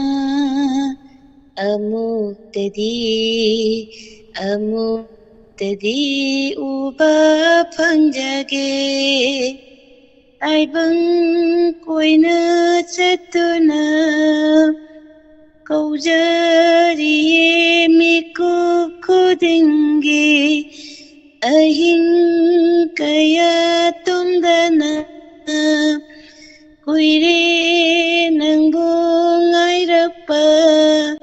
ima aigi ima aigi ima aidi pikri binawan taibang minuksu kijaye najabunung sidabara apam kadai dalai bage imana big tinggi ima bu uraga uning ima bu nachana ahing nung tinay dana ngairi imang da lepiro nachagi amutadi uba anjage aina waraba matamda ima puning singlaga kapli aina waraba matamda ima puning singna kapli ang lâu lấy na thiên laga ahing mà mây ôi raga càng lâu lấy na thiên laga ahing mà mây ôi raga imagi may chang na hilai imagi may chang na hilai amutadi uba panjagi amutadi uba panjagi ima aigi ima. Thank you. Now we jage. Thank you hanana thagachari che ima bu sei tha bai sei ama chena kudol tambiram dona tahan biramba hanana thagachari live set lai biriba mayam nasu kowa kobirakpa kuding makbu hanana thagachari. Thank you.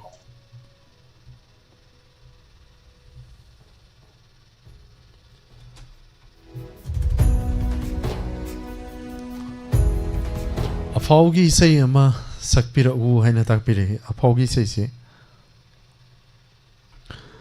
नुक्सिब साबलाई नंग ओमोर ओयुको मरक मरक साउनै मरक मरक काइनै अमुक अमुक हंजिनै हे ननुंसिनै सी मंगाइरेने सक्तौवा हनना तागचरी madam काबरम madam कुराइज meme madam ना हाइबिरक पैसैनी नोंमा मतंग चाबदा अफाउगी सै सोइदना पुदुना लाक्चगे ngasiगी oinadi warobiroi loisilakpa sida isai mate amtang kudol tamjage mamang thakta khanbirkhiba isaini madam asalatana khanbirkhiba isaini kudol tamjage YouTube live streaming de leibiriba madam asalatana khanbirkhiba isaini ngaure urubada nangbu isai se mapung phana de hejade kudol tamjage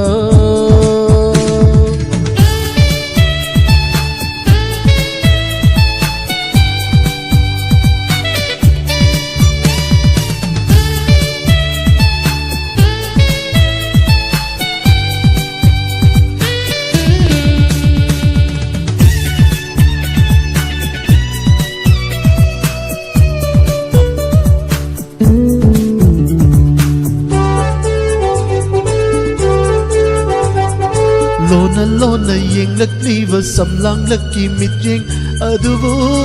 urubadagi hai fam tau fam khangdana irang langi aigi pukning se leita han bidare I kaulang le thamoi asina ngai ri vu nong sing hai rakpa ngore urubadanang Tamoy sisu sakre nung sinakta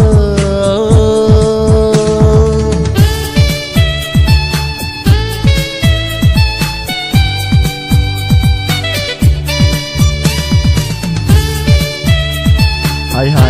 sisi kay mong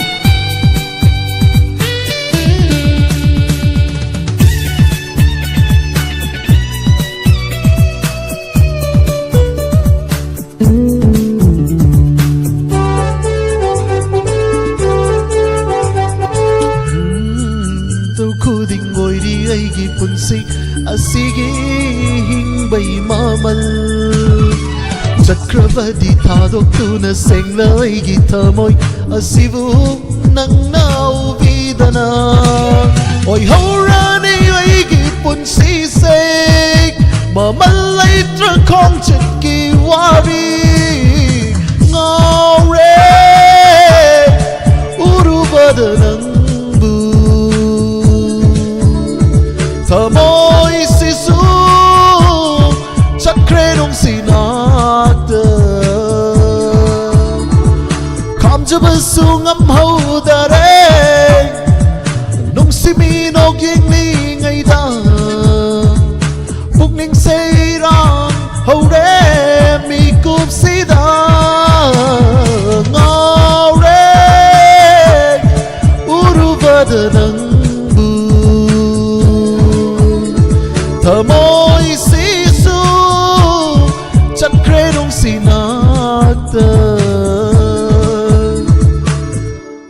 thank you tamoi sisu sat kre nung sima gi manakta wakal sisu leita pam kangaudre karina laing gani ya he gaisin bu tawram saruk ya virak pa kuring ma puana na tagachari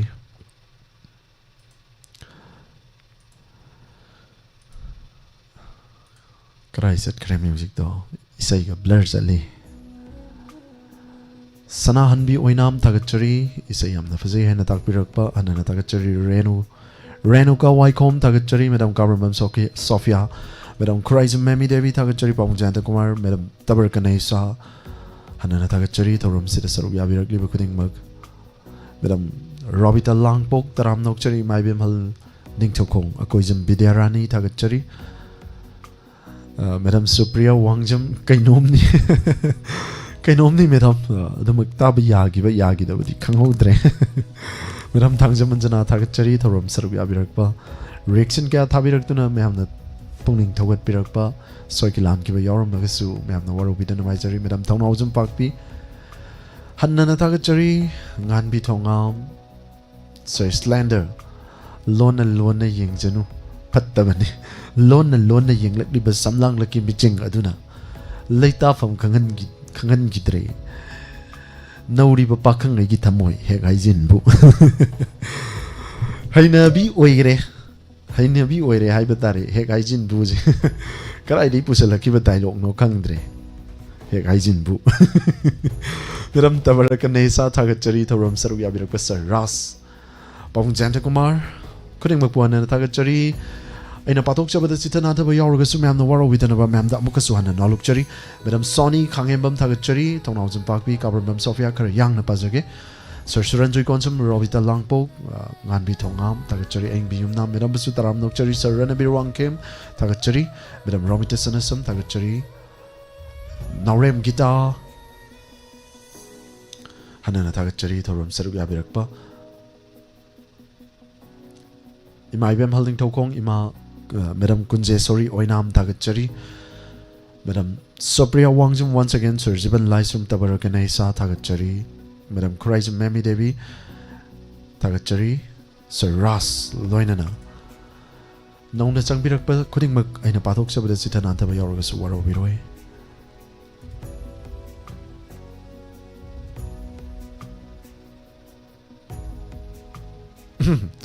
Mabok nani sir mayam na haina riba haibudu yamna chumme thanks ena ta aduki pamjaruba adugini koina bhaki konjel che tikat na saru budi leite madam yamna di pamjare angang ori ngai deki hongna haibu tare asikakani haijege madam Pramila ning Premita ning tawjam thagachari Haijin bada pate haijin bada sel ting de tawatabu haijil malasu phatte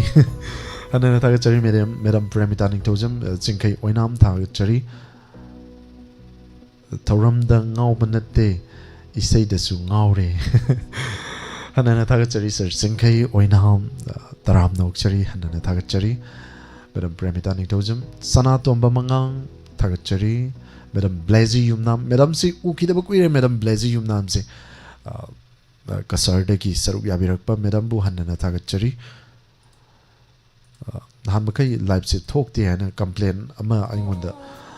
complain di lam mane tawda bu khoidagi block piba kari gumba amata leijati madam waro wiroi Diamond TV Facebook to iragana Diamond TV haina search tawraga TV yo adumak live ta adumak thengna gani hanana thagachari sarup yabiriba aina pathok chakiba matamda sithana anthaba yawraga su mayamna warobidana ba mayamda hanana haijari Lavir Khan thagachari Kate Toivi Devi thagachari sithana anthaba yahuraga su mayamna warobidana ba haijari Rosni Koijam ichan bisu taram nokchari lanthokchari ba thawramasi ki makha satha jarakpada sumang kumai sumang lila amuk mayam puna sarup yamanasi hojing aik tangi di aten ba break amatang pumna muktagi lawjabagi ayaba lawjagi Pomna upo mukana Surjit Kumanchana Kurumjari Wahong Radio Wahong Radio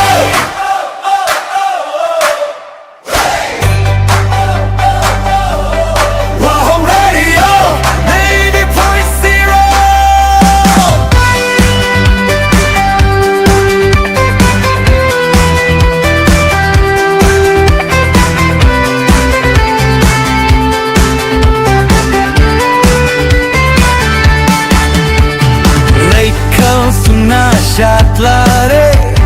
Kanglup kaya punlare Etin pamoire punnamaki Awanungai pota pamni Leita laira kaida matawai singi lei koluri Wahong radio Wahong radio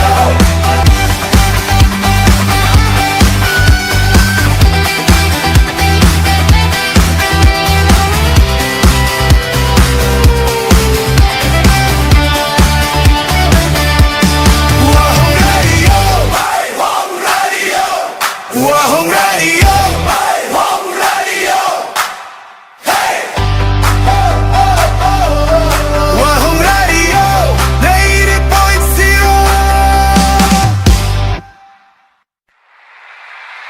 Wahong radio, Wahong radio,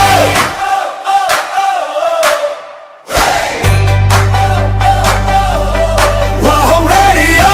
80.0.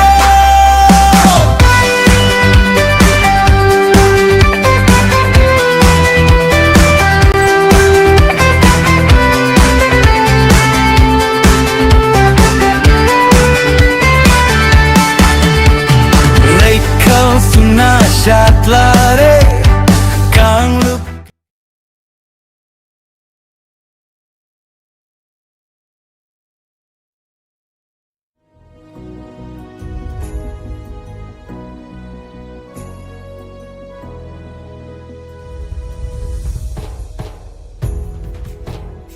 Punang po mo kana taram nokchari landokchari ba 90.0 Wahong radio gi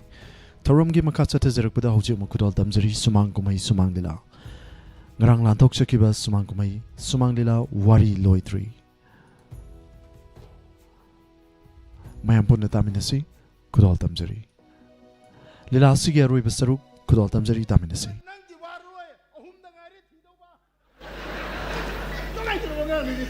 Ay, yare, kasi siya ko ito wala ko pagi to mani, yare.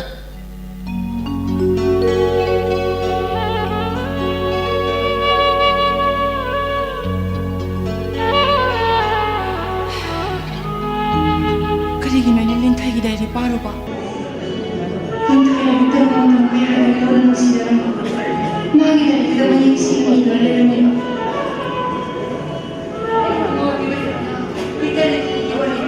Ay nakaya din nuway sa kiba. Madiwana kaong ganiko. Ang apan. Tayo mo siyembi ba mapu? Nang shiba magidamag, nang shiba mawakay na hamigan ko.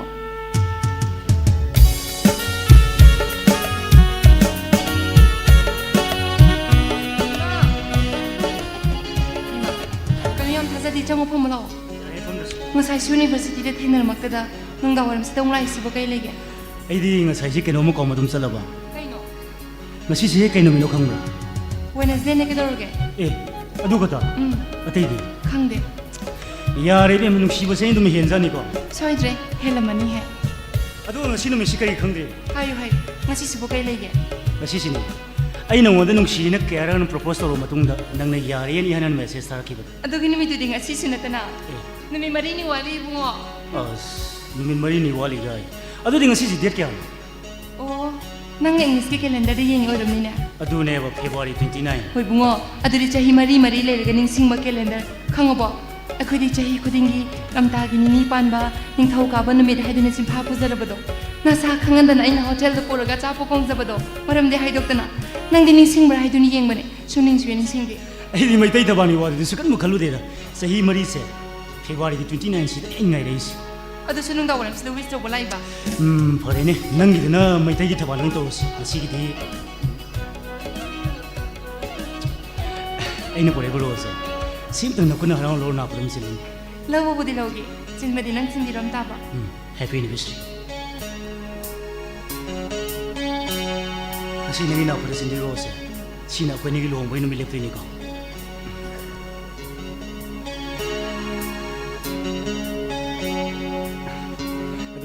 Kaya ko ngay bahay no. Siya hayro ba? Nay ko, nay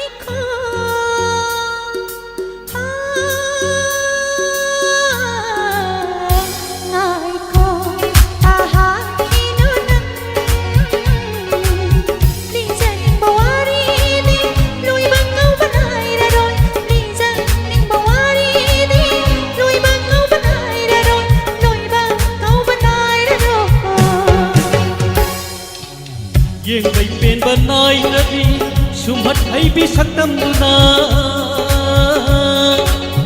येंबै पेनबा नायरबि सुमहत हैबी सक्तमदुना किसुनख्रे किसिगुम Langa लंजन खंगदना किसुनख्रे किसिगुम Langa लंजन खंगदना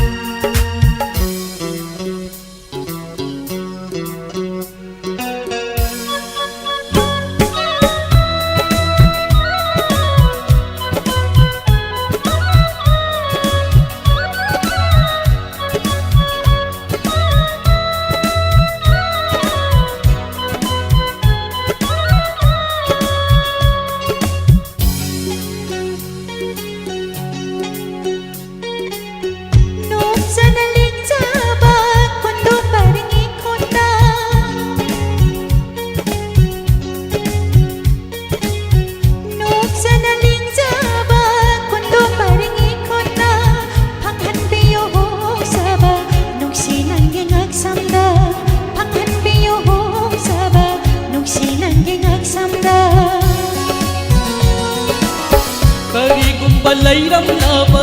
मथंग पोखाइबदो करिगुम्बा लैरमलाबा मथंग पोखाइबदो यौमिनसी नुंसी पन्थुं होंगगुमसी खमोयनी यौमिनसी नुंसी पन्थुं होंगगुमसी खमोयनी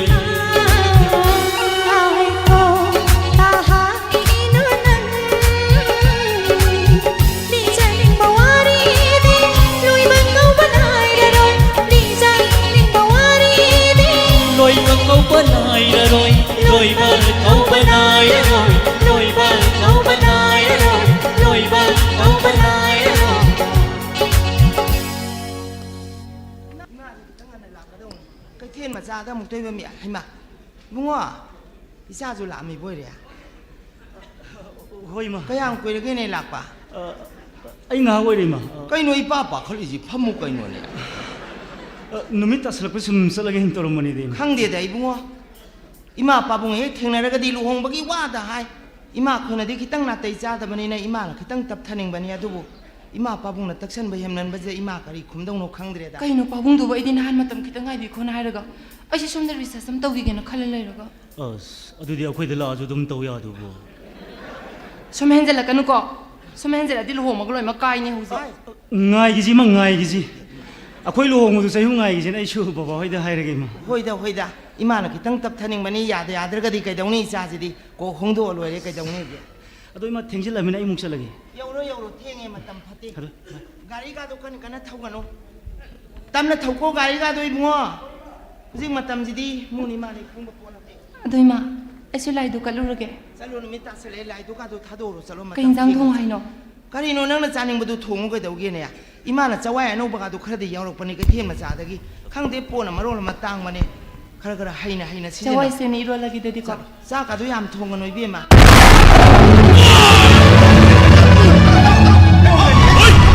Oi masih. Oi ni selalu masih. Masih ni apa kau ni?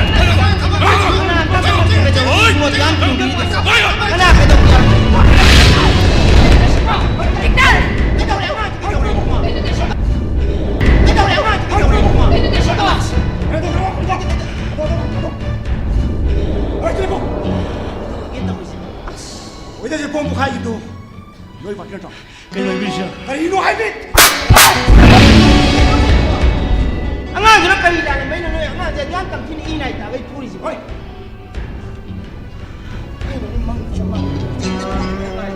Kau ini dia buat tu nong nong. Kau telah hatu roh. Ha? Kau ini dah sih. Siapa siapa? Mua. Siapa? Angan sih hujik teh sih, tapi thok kita dengar ni bani. Nak kau ini kali matam sih keng option pajen apa? Ni sanu saja apa angan tu nanti. Angan sini kali lalam kau ini. Siapa yang kau? Victor.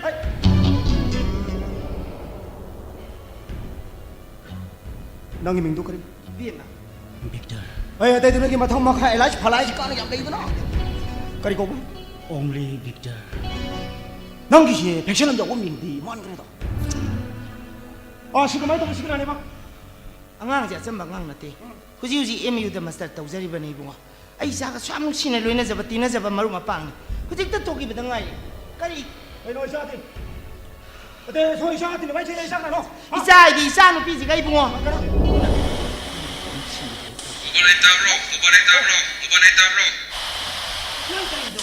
swam tam thine I nai tang gai ini ma I nga tangai yan ta bom tu pukhai bidi ko tan tan khut thari ta jari over thine kai ri adu khung na ba hai ba wang ko dona so ko yo se mo kai free fight mo na kan ko jari over yan ta di moi gi sana bi ma hai somsi nongma 오 사무모 공다 씀이고 이마다기 루바키 텍스 로그니 하이드나 떠로 마타 모드나 트로 하이 가이노 가이노 부지포 모롬 또 비람이로 anyway 마담 도이 시빈 폴리스터 리저거네 부지노모 까만도들 아바 아도 아이나 시빈데기 까만도 라고 포고지 이번에 좀 탱나 걸럭 빠치다 이번에 이제 동네도고 만절에 이번 시그람 아이가 분실리 분체 무도리바 아이기 보로이고 도리바 누파네 시보 사대 보라이고 하도 오르시러 거리바 아 그럼 송이 누구 이렇게 거의 파도 저렴하게 하게 됩니까 뭐라고 하지 시험저 시험 나가기는 긍답되기 굿크 타라만 아도 도도로 소프트네 마인 돈을 훔치고 마 뭐라고 하지 기타 얘기를 거 아도 용탕감이 너무 고통 저렇게 에이 계속 ngochak chagring amana chengko mamang thoena nang dongna tawdaw sarukpudi chai su kawda mapok tare lakta kamando oi haloi ko ai कमाई तो इन्हें तो शिवो aina salagine to boga bom do kangudna pukhai rakone ai ji pakhe poi kari boy kane khilure ehang pahongdana koi tan tan khut thari man ngasi sali ri sate hai rodi ma lemna su tharoi मोई का माना kari ino du maina khalidi adu maina khangan hayar education gi mangal watna tawribani makhoi ga manaraga isai wakhalam phai chakhina bani adu maina khanba hungna de ko ai aramba lambi da saloi ma aina sarkada lambi ai gi miss ure ai salagi ngai khone ta gi nu ne huji phong chari ngai jida adu gi phibam du de io na yo taraga mi ne kari khankhine bema se I nai ga jim ta phar la gani amda tai topi ko nga tang potha go yum de ima ba ban tar ga kari we ne chalo soidin nu sa thina ne kari no pun si tam mangam de me hujik ta yum ji de su mai thok ba ko ta pa ko su ta wi ta jam ra ba ai ma ihe ai bima ai mobile kaurome mobile dong puthoro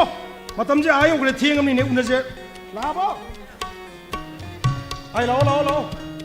director du matam chan unau dra ga dia te appointment amu leram ga duri ni ne wa kar sineram gen taw ni bungo tang de lebu de ma kai chakra as khang de ta mo mamangi garden da ka sakhi jala oh ma garden lom chala di ma pa ga phone da wari sabo raman ma na garden lom be chala ba phone ma pam chala ram duri mi angak pam sa ha be du ni he saunari sunga I nong ta wari sanau da bu sia de adu ka tam wa wari su sam nam ta san de sita khatna ba ka launga ba ka ne ai ko ka ngau jani ko se ma se khang ngau bai wa ne phatta ba ngang din tin he ngang na sana ba ga yare ne nang mu si mai ma se o ro ba ma ba ka jaro ge ma sam kal thale da na ngang na sana ya ba se di bung de arau ri ni khang ba ma la si mo ne da mo sin ram ta ni ne ma si phajana haina ra badi ngang na sanga ba tai adu na tra badi nu ate ko sam ba ka cha ma la jani da mo ai di ma gi ma di som da la ku la e ta mo ai ma ta mo awin ki ni me se masam ka ta ya boss tai na ba ne ga ate yi ko me se nang sum na phaje ha lo re kok jing sung dung kari ge na te nang post ta pa khang ga khang jara ba ne o khandi no ngam de ki ni mi ta pha bu la ri pao ahla ma sing se ba ta u na sum de ga hauji pu ka dai de post ba nu pa no ai like pa ha gun tra victor no ne tak MSc final join to par lai do ai na lam sing lu na sa na tok sai ba di atai na te ne ngau bi yengu ma ba ji ne kuni pisak pu hunduk pirame taibangi nongju nungsa marak sida urum machet amata phangjaba lambi chapagum ngasi chilik pana le punsi ahalaman simbulu na chana tawjabaduna lai oi khaba ima baji do mathang mapok tu da ima baji gi nungsi mi engkha da matam sang ni hingjage haibagi ni angau bi masidi ai chu khangni ba ai na sim phagi daw busibu adu tamo ai gi seba adu da ahalama singduna pen bi ra kai nu khangde ai mon ne tamo ibi ma nang hayeng aphabi oyu ko harapodo ai gi pungi wakanse ingbagum tawi tam masina lei ki dra ma baji ma phanda ma khong khut pai na seba to bung khanjari bane damo ai di law nang ni ngai re mi se masam ka ta pasi yam post ai ai phan mà cả tí tamo này không tamo cái tamo nó có ai bị gấp bị hoàn đi gít lòng phầm này cái cái chay chăn ô đó phát ra bên sắc to na hàng cái lô salad thằng bị cái gì nó nâng to ngang ô ngang cái hai nó ô nâng ra ngang này ba chân nó phim này đúng lòng gan này nang muốn khăn được bụi hai cái cái đến sân pin nó ngang cái đó lấy mi chân nó bị mất phung lấy hoàn à cái nó tamo mà ngang cái đó à nói đi tôi ta định để to ai qua hai cái tôi dù mình nên là tàn qua đi xả vào sẽ phăng đi năng lực khủng một vài lần xí am phát dây thế nào ai cái xí đó là vài lần xí là năng xí music college âm đầm mình chả lần xí nó cái này năng graduate rồi mà khá chút tầm thời gian này tôi chả là xí có lại cái quá xí tốt xí đó ai cuộc xí làm sao nó rồi vậy hoi nè xí vài lần chúng bám cho bông lên vài lần tụi này hay xí năng là hana hay chỉ tụi mình thật ta mà sao na khủng bay nè ba music college âm đầm mình chả là cái tầm mà sẽ hay bên này tầm luôn nó bắt tầm à cái đâu rồi cái ôi rồi đâu có ta cái gì mà nói gì đó ôi rồi hai bạn tôi đi tầm này ôi bây giờ này hè tao mới tầm này xem mình ya re tôi ngaro cái đó cái nói này ba mà tầm gì à ai năng ngay làm bên cái xin làm cái nào hay xin nó số cái này mình có sẽ nó một ta năng gì yum long gì mà bà gì mà làm đó số những cái hay đi aduga năng là lấy cái gì mà tầm gì mà nông đó nó một ta số năng gì hay là mình đồ lạc bay thiêng cái mà sẽ làm hay đâu nói số khác cái này mà đồ nó nấu tầm gì cái nó nấu thà gì hay ai cái mà đi pisek pin cái đấy khi đấy bà mà tôm đấy ai nè bà đó bằng sáu đó sau này mà khơi lấy tao mà adu cái này yum thà đồ lại gì tao mà tao mà đi पैसा đấy khơi mà cái thika cái bill supply cái bill adu cái पैसा da cái पैसा nó mình cứ tính tao mà पैसा đấy khơi mà này bút pin cái đấy boarding thôi mày ai cái awat pas om đấy lên khi đấy adu tao mà ai nè quay đi bám số cái nô mà đi anh muốn thấy awat cũng tao mình tao mà bà cái lối nào vậy cái này adu bảo giá sinh cái baru bapang sinh lối nào vậy hết mà tầm hết ai quay bà này khơi ai xe mà cái mà rần mà thùng mày am đó hundung nó bốc mà sao này adugo tamo ina mu khale baba na ibu mayam ma na chakni bang hele tamo aina tamo gi mafam sila ko dagi tamo dagi amadi si lei riba halman mayam sing sing mafam dagi ai gi khusi ting thutun ni ro lai traga su ai ngon de am nung shiba mi nung shi ma ka phangi phaja bo wangang ning thi bo hai ai ta ba phangi dam as do tamo yum de baba na ngon no mit kuding chang gi bo paisa ma sing palla palla ngang gi tamo ai ya mai ne de yum de lai ba ai apang adu de nang phani 강비례 두고 마시 긴자니 마시 메네 준 줄라이 khana bu me jun ne jigai no july hai tam tro ngale da agasi orani ak tu no ya di hui go dung du ngai do no ni ja hey jin dile mo le ri ba alaman sing se moi gi mabung nu ngai na ba se ba ta go da bu ai nga to chalu gi ke moi gi mabung nu ngai ta ba thab to ya di ko khana se ne moi chalu gi matam ya tre oi da mo ai apang baba na ngang mo saw ba apang à ai khui di bungo lei khidra ba ima ba ji du na amuk tang la ga phubi da di pharani da ko hai du na khalli adu ga nang na baba na ngang mo saw ri ni ni lok jero ai khui de lok jero ba ai yum dei thanga sa khil lage ba no nga ma di nu mi ta pa ba pi kam lei ba king ko bra dong na heli thoi ai na nang da tha doi da hai wa ba hai kha ba hai kha bai mi ata maduwa da ngon da hai nu da na koi no shi nam da di hai u da na de ai na ma nu shi je mo na de hai u da nang ba aduwa da ngon da hai ga no hai ba koi no shi o do kana roi da ba wa ni hai ba ai ga ko kun shi shi bu kana ba ngak ting lo hing na ba ka mai to ni to ila ông thầy này kana ba ngak ting lo hing na ba wa ni o mi gi nu shi na ba lai hai ba ni nang ba to de na ma je khang koi ni ngai shi mai ma si di pura za na ni nu shi na ba lai nu koi ni ngai ba asai ngam za roi da mi na koi na da nu pi de koi da le na de ma na nu pa do ga na theng na ro ba gi nu shi na ja ba wa ni ai shu ma bu theng na ro ba gi nu shi ro re pam ja ro re shi phau di mong on hai bi ya da na atang mo si di ai ma do gi wa do hai ba song ngam hengam za ro ya ngam moi nang na thau na yam le di ne nang na sana dum hai jo ro ko ai da hai gi ne theng na ba wa ni ne o hai na ma na tong hai ai song ngam hengam ro ai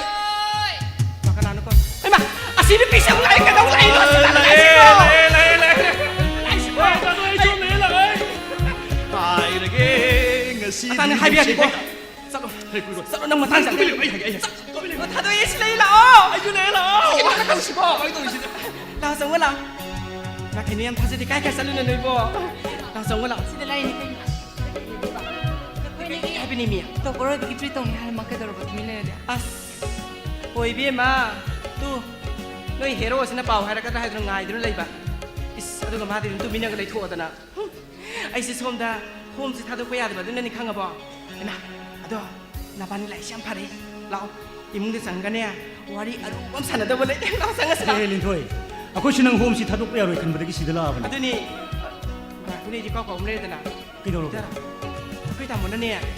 UPSCꯒꯤ ꯐꯣꯝꯁꯤ ꯂꯧꯔꯦ ꯍꯥꯏꯕꯅꯤ ꯑꯗꯨ ꯊꯥꯗꯣꯏ ꯅꯪꯒꯤꯁꯨ ꯃꯦꯟꯖꯜꯂꯒ ꯊꯥꯖꯤꯟꯈ꯭ꯔꯁꯤꯀꯣ ꯑꯁ ꯑꯗꯨꯗꯤ ꯇꯥꯟ ꯌꯥꯝ ꯆꯥꯔꯦ ꯑꯩꯁꯨ ꯎꯗꯣꯡꯒꯦ ꯇꯧꯔꯝꯕꯅꯤ ꯑꯗꯨꯅꯤ ꯑꯗꯣ ꯑꯩ ꯅꯪ ꯊꯥꯖꯜꯂꯨꯔꯣꯏꯗ꯭ꯔꯣ ꯑꯩꯗꯤ ꯊꯥꯖꯜꯂꯔꯣꯏꯗ ꯅꯈꯣꯏ ꯑꯅꯤꯒꯤ ꯐꯅꯕ ꯁꯦꯝꯕꯤꯕ ꯃꯄꯨꯗ ꯊꯧꯅꯤ ꯂꯩꯔꯒꯦ ꯏꯁ ꯌꯥꯗꯦꯀꯣ ꯃꯤ ꯃꯆꯥꯗꯤ ꯂꯥꯛꯑꯣꯁꯦ ꯃꯅꯨꯡꯗ ꯁꯥꯟꯅꯁꯤ ꯂꯥꯛ ꯃꯌꯥꯝꯗꯨꯅ ꯑꯃ ꯀꯩꯅꯣ ꯀꯥꯏꯗ ꯑꯃꯨꯛ ꯂꯨꯝꯅ ꯂꯩꯔꯝꯃꯤꯅ 하이라게 하이비 하비 그이노 나한테 꼬나 하이 하비 그도게 아따모 아따는 걸 살아 ꯍꯣꯏ ꯇꯥꯃꯣꯅ ꯀꯩꯁꯨ ꯍꯥꯏꯕꯁꯤ ꯁꯦꯔꯥꯟ ꯇꯨꯔꯥꯟ ꯄꯥꯏꯁꯤꯜꯂꯦ ꯃꯦꯝ 살라게 하듯이 그이 만 떨어 ꯃꯌꯥꯝꯁꯤ ꯂꯥꯟꯅ ꯈꯟꯕꯤ ꯌꯥꯗ꯭ꯔꯦꯀꯣ ꯑꯩꯒꯤ ꯃꯤꯡ ꯑꯇꯥꯡ ꯑꯦꯂꯥꯏꯁ ꯊꯥꯅꯤꯜ ꯑꯩ ꯃꯁꯤꯒꯤ ꯑꯣꯜ ꯑꯦꯖ ꯍꯣꯝꯁꯤꯗ ꯊꯕꯛ ꯁꯨꯅꯕ ꯃꯤꯑꯣꯏ ꯑꯃꯅꯤ ꯁꯣꯝꯒꯤ ꯃꯤꯡ Victor am I right? Okay. ꯁꯣꯝ ꯐꯖꯕꯤꯒꯤ ꯃꯤꯡ ꯊꯥꯗꯣꯏ ꯊꯥꯡꯉꯁꯤ ꯑꯩ ꯍꯥꯟꯅ ꯈꯪꯖꯩꯗ ꯑꯗꯨ ꯀꯩꯅꯣ ꯑꯩ ꯋꯥꯁꯤ ꯀꯨꯏꯔꯦ ꯐꯪꯉꯣꯏ ꯍꯥꯏꯒꯦ ꯀꯨꯏꯔꯨꯀꯣ ꯅꯪ ꯋꯥꯗꯣ ꯀꯣꯟꯅ ꯍꯥꯏꯔꯣ ꯑꯩꯈꯣꯏ ꯉꯁꯤꯗꯤ ꯋꯥꯔꯤ ꯑꯔꯨꯕ ꯑꯃ ꯁꯥꯟꯅꯗꯧꯕ ꯂꯩꯔꯦ ꯅꯪ ꯁꯥꯎꯕ ꯌꯥꯗꯦꯀꯣ ꯀꯨꯏꯔꯣꯏ ꯃꯤ ꯊꯣꯏꯅ ꯃꯨꯁꯤ ꯀꯩꯅꯣ ꯃꯥ ꯇꯧꯁꯤꯕꯣ ꯕꯤꯛꯇꯔ ꯊꯥꯗꯣꯏ ꯃꯥ ꯉꯥꯡꯁꯤ ꯀꯩꯝ ꯇꯥꯎꯅꯨꯀꯣ ꯃꯁꯤ ꯑꯉꯥꯎꯕꯅꯤꯀꯣ ꯃꯁꯤ ꯃꯁꯤ ꯑꯩꯈꯣꯏ ꯀꯅꯥꯝ ꯇꯥꯕꯤꯗꯦ ꯅꯕꯥꯅꯤ 1 2 ꯑꯃꯠꯇ ꯇꯥꯕ ꯌꯥꯗꯦꯀꯣ ꯀꯨꯏꯔꯣꯏ ꯋꯥꯅꯤ ꯀꯣꯛ ꯁꯛꯈ꯭ꯔꯒꯦ ꯍꯧꯖꯤꯛ ꯀꯩꯅꯣ ꯃꯥ ꯇꯧꯁꯤꯕꯣ ꯀꯔꯤ ꯋꯥꯅꯣ ꯍꯥꯏꯔꯣꯗꯅ ꯕ꯭ꯔꯣ ꯅꯪ ꯁꯥꯎꯔꯛꯀꯅꯤꯗ ꯕ꯭ꯔꯣꯅ ꯑꯃꯨꯛ ꯇꯧꯔꯦꯅꯦ ꯑꯗꯣ ꯑꯩ ꯋꯥꯁꯦ ꯍꯥꯏꯗꯕꯗꯤ ꯌꯥꯗ꯭ꯔꯥ ꯑꯗꯨ ꯀꯔꯤ ꯋꯥꯅꯣ ꯍꯥꯏꯔꯣꯃꯤ ꯑꯁ ꯕ꯭ꯔꯣ ꯅꯪ ꯁꯥꯎꯔꯛꯀꯅꯤ ꯋꯥꯅꯤ ꯑꯁ ꯀꯩꯅꯣ ꯃꯥꯅ ꯕ꯭ꯔꯣ ꯕ꯭ꯔꯥꯅ ꯇꯧ ꯂꯩꯔꯤꯁꯤꯕꯣ ꯑꯩ ꯃꯁꯤ ꯀꯃꯥꯏꯅ ꯇꯧꯗꯣꯏꯅꯣ ꯑꯩ ꯈꯪꯉꯦꯕ ꯃꯥꯁꯨ ꯁꯥꯎꯔꯛꯀꯅꯦꯕ ꯇꯧꯔꯤꯁꯤ ꯌꯦꯡꯉꯨꯅꯦ ꯑꯗꯣ ꯍꯥꯏꯗꯕꯗꯤ ꯌꯥꯗ꯭ꯔꯕ ꯃꯔꯝꯗꯤ ꯁꯨꯝ ꯊꯃꯣꯏꯗ ꯐꯨꯝꯕ ꯊꯝꯕꯁꯦ ꯑꯩ ꯌꯥꯝ ꯊꯤꯅ ꯋꯥꯔꯕ ꯈꯤꯇꯪ ꯐꯣꯡꯗꯣꯛꯑꯒ ꯔꯤꯂꯦꯛꯁ ꯑꯣꯏꯗꯧ ꯃꯥꯜꯂꯦ ꯕꯣꯟ ꯌꯥꯝ ꯂꯥꯟꯈꯠꯂꯒ ꯀꯣꯟꯅ ꯍꯥꯏꯌꯨ ꯍꯥꯏꯕꯅꯤ ꯃꯤꯅꯪꯕꯣ ꯀꯨꯏꯔꯣꯏ ꯃꯤ ꯅꯪꯕꯣ ꯃꯁꯤꯕꯣ ꯀꯔꯤꯅꯣ ꯃꯁꯤꯕꯨ ꯁꯣꯅꯣꯁꯨ ꯆꯨꯕꯖꯥꯠꯂꯪꯗꯦ ꯑꯗꯣ ꯀꯔꯤ ꯋꯥꯅꯣ ꯍꯥꯏꯔꯣꯃꯤ ꯕ꯭ꯔꯣ ꯑꯩ ꯊꯥꯗꯣꯏꯁꯤ ꯌꯥꯝ ꯅꯨꯡꯁꯤ ꯀꯔꯤ ꯑꯁ ꯌꯥꯝ ꯊꯤ ꯅꯨꯡꯁꯤꯖꯥꯅꯤꯍꯦ ꯃꯍꯥꯛꯄꯨ ꯎꯕ ꯅꯨꯃꯤꯠꯇꯨꯗꯒꯤ ꯑꯩꯒꯤ ꯊꯃꯣꯏꯁꯤ ꯍꯥꯏꯐꯝ ꯈꯪꯗꯅ ꯉꯥꯎꯔꯦ ꯕꯣꯟ ꯌꯥꯝ ꯂꯥꯟꯈꯠꯂꯦ ꯅꯪ ꯉꯥꯡꯉꯤꯗꯣ ꯀꯩꯅꯣ ꯍꯥ ꯅꯪ ꯉꯥꯡꯉꯤꯗꯣ ꯀꯩꯅꯣ ꯑꯩꯁꯤ ꯑꯝꯇ ꯇꯞꯊꯒꯣ ꯍꯥꯏꯕꯅꯤ ꯃꯤꯅꯪ ꯀꯩꯗꯧ ꯍꯥꯏꯔꯤꯅꯣ ꯅꯪꯕꯣ ꯅꯪꯅ ꯍꯥꯏꯕꯗꯤ ꯌꯥꯕ꯭ꯔꯣ ꯅꯪ ꯆꯣꯡꯈꯠꯂ ꯁꯨꯅꯤ ꯅꯪ ꯉꯁꯥꯏ ꯃꯣꯟ ꯍꯥꯏꯔꯣ ꯃꯌꯥꯝꯁꯤ ꯂꯥꯟꯅ ꯈꯟꯕ ꯌꯥꯗ꯭ꯔꯦꯀꯣ ꯑꯩ ꯉꯁꯥꯏ ꯍꯥꯏꯖꯈ꯭ꯔꯦ ꯑꯩꯈꯣꯏ ꯁꯣꯝꯁꯤ ꯁꯣꯏꯗꯅ ꯁꯥꯎꯔꯛꯀꯅꯤꯅ ꯑꯗꯨꯒ ꯑꯩꯈꯣꯏ ꯕ꯭ꯔꯣꯁꯨ ꯁꯥꯎꯔꯛꯀꯅꯤꯅ ꯑꯗꯣ ꯁꯥꯎꯔꯁꯨ ꯀꯩꯁꯨ ꯎꯄꯥꯏ ꯂꯩꯇꯦ ꯅꯨꯡꯁꯤꯕ ꯍꯥꯏꯕꯁꯤ ꯅꯨꯡꯁꯤꯕꯅꯤꯗꯅ ꯍꯥ ꯕ꯭ꯔꯣ ꯑꯩ ꯋꯥꯐꯝꯁꯤ ꯀꯌꯥꯝ ꯀꯥꯏꯒꯦ ꯈꯨꯠꯇꯣ ꯋꯥꯏꯖꯒꯦꯁꯦ ꯄ꯭ꯂꯤꯁ ꯅꯪꯅ ꯄꯉꯥꯡꯗ ꯉꯥꯡꯕ ꯄꯪꯁꯛꯅ ꯁꯛꯄ ꯌꯥꯕ ꯃꯤꯅꯦꯅ ꯈꯟꯕ꯭ꯔꯥ ꯑꯩꯁꯦ ꯍꯥ ꯀꯣꯛꯀ ꯄꯨꯡꯉꯥꯎ ꯍꯦꯡꯉꯥꯎ ꯏꯁꯩ ꯇꯧꯏꯕ ꯃꯁꯤꯅ ꯃꯔꯣꯟ ꯑꯃꯅꯦ ꯅꯣꯏꯅꯤꯁꯨ ꯑꯝꯇ ꯉꯥꯏꯈꯣ ꯀꯩꯗꯧꯔꯒꯦ ꯕ꯭ꯔꯣ ꯑꯩꯁꯨ ꯕ꯭ꯔꯣ ꯀꯧꯒꯦꯀꯣ ꯁꯨꯃꯥꯏꯅ ꯇꯧꯕꯅꯤꯗ ꯅꯨꯡꯁꯤꯕ ꯄꯥꯝꯖꯕ ꯍꯥꯏꯁꯤꯗꯤꯅꯦ ꯊꯃꯣꯏꯗꯒꯤ ꯍꯧꯔꯛꯄ ꯏꯍꯨꯜ ꯑꯃꯅꯤ ꯁꯤꯗꯤ ꯀꯅꯥꯅꯁꯨ ꯊꯤꯡꯉꯝꯄꯣꯠꯇꯦꯗ ꯑꯗꯣ ꯑꯩꯅ ꯍꯥꯏꯅꯤꯡꯕ ꯋꯥꯐꯝ ꯑꯃꯗꯤ ꯃꯥꯁꯦ ꯍꯧꯖꯤꯛꯃꯛꯀꯤ ꯑꯣꯏꯅꯗꯤ ꯑꯩꯒ ꯅꯨꯡꯁꯤꯅꯖꯔꯤꯕ ꯁꯣꯝꯒꯤ ꯊꯃꯣꯏꯗꯤ ꯌꯥꯝ ꯀꯥꯏꯗ꯭ꯔꯥ ꯈꯪꯗ꯭ꯔꯕ ꯈꯨꯠꯇꯨ ꯑꯃꯨꯛ ꯋꯥꯏꯖꯒꯦꯀꯣ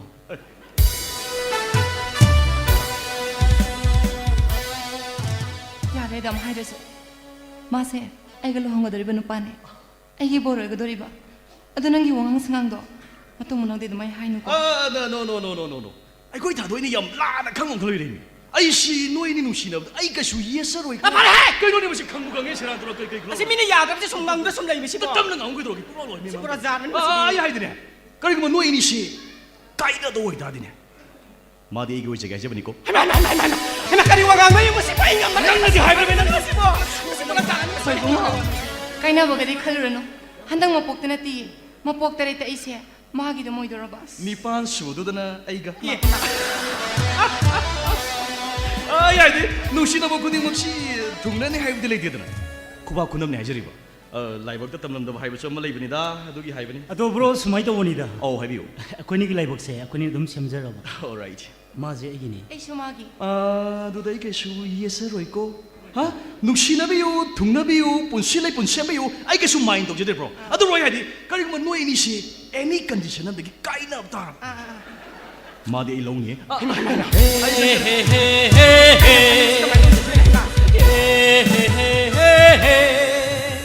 ꯍꯥꯏ bro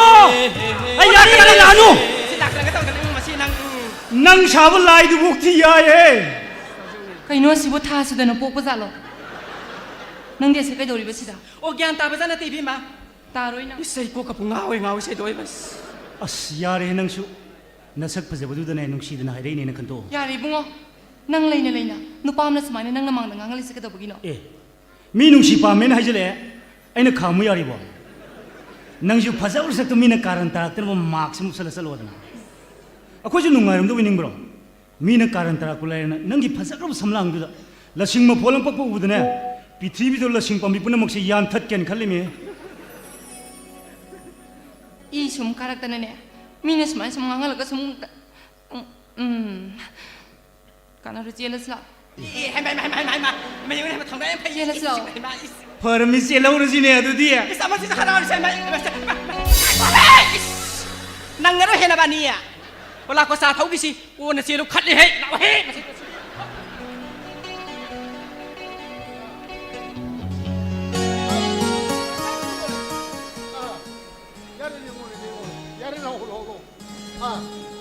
담비로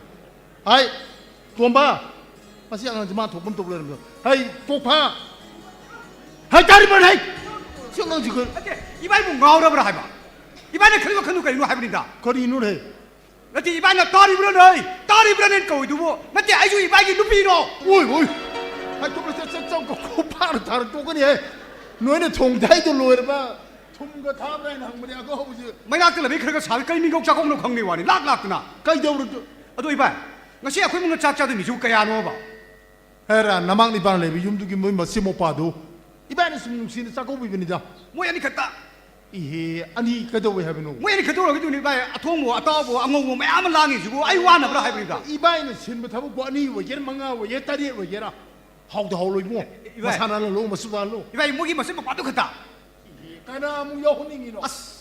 ibai mo gi ma chan nu pi du ga tin ba ma ma na bi ma sa ma to phaja gra bi लेशाबी में लेबनी ने मधु यावती न सेना साइ छो तौजर सुम खलबीबा तो तानिन तेको नसा कुक थोम ले का मी मसान पी लेशाबी मसा मसक फजब का सो अमुक येंगुरी माने अंगो बसे इबा इबुंगो पुरसिजे कितंग तहा तहा गिए हौजे कानगी खलक पले शाबी मसा सिंग मसक फजा खलक पजना इमिते इचारुबा खोगी मिते जु मसक फजब जु उरकी पजना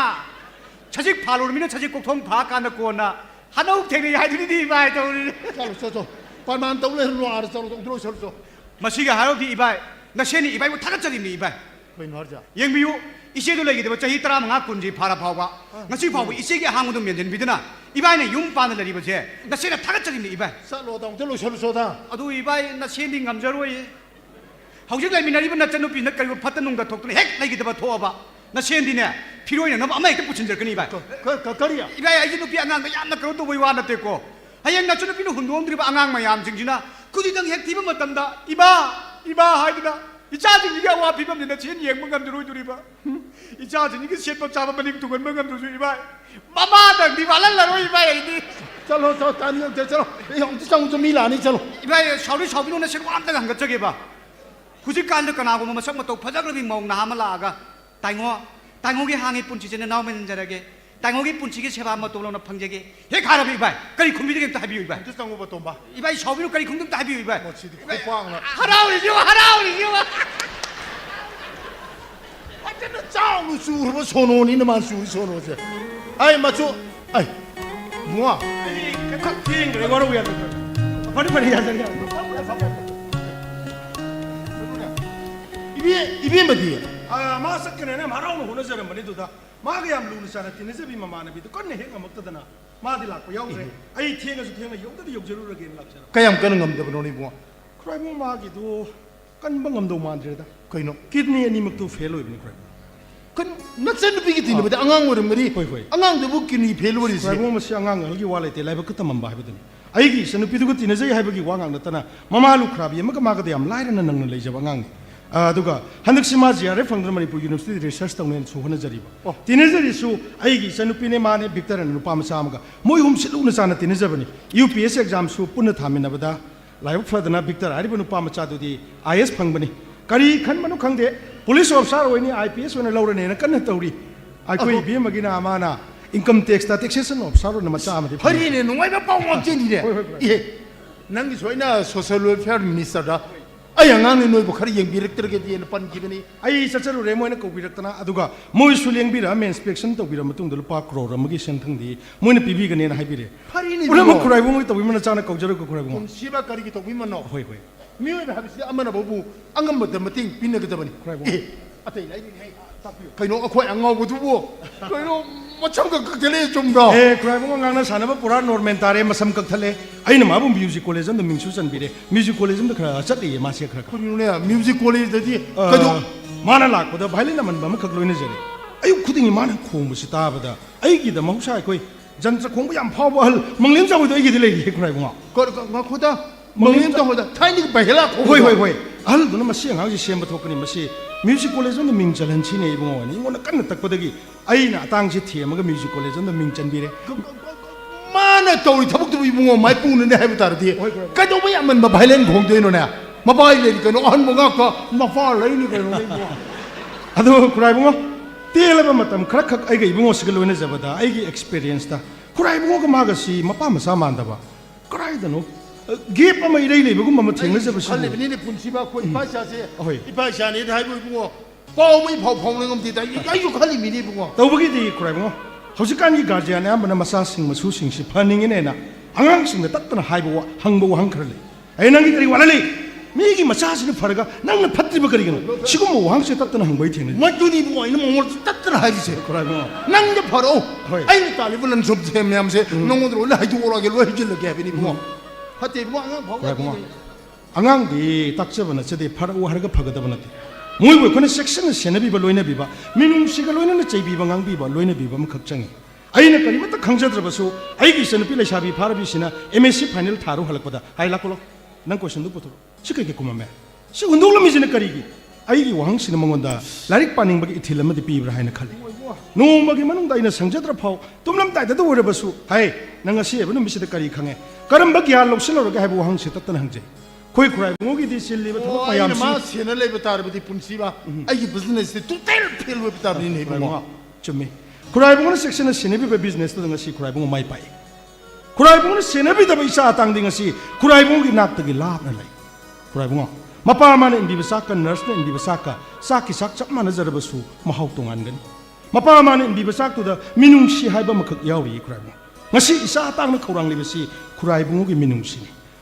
กันเลยนะบีบใจบีบังอังบีบเลยนะบีบตัวนี้อะดูก็ใครบุ้งไอ้คนอังอังสิงสิลาริกตามหันลิงไอ้มาตามดสู้มาหน้าให้นบีปามีบ้ามากี่ทาเลนต์เชคการุนเดลัยให้เบสิการเจียนสิงโอซาสิงนะตัดตันยิงสิงบีบ้ามาขับจังเง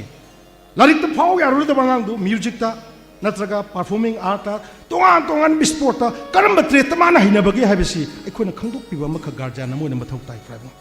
อะดูใครบุ้งสิอิสระต่างนักเขารังเลยเบสิใครบุ้งกินมินุงสินี่นั่นมันเคยใครบุ้งมันมากันเลยนะบีรีเบสิมังวันเดียอะตัวนึกไปชาเท้าวุ่นทุกข์ขนาดนั้นฮะโอ้ยบอยจ้าชิบุกกระตุ้มหัวหน้าใจไอ้น้องเย่มันนุ่งด้วยเนี่ยนุ่มล่างเลยแกโอ้ลอยชลบุรีเลี้ยงอยู่เหรอพาร์คาร์ตันฮารันเต้าโก้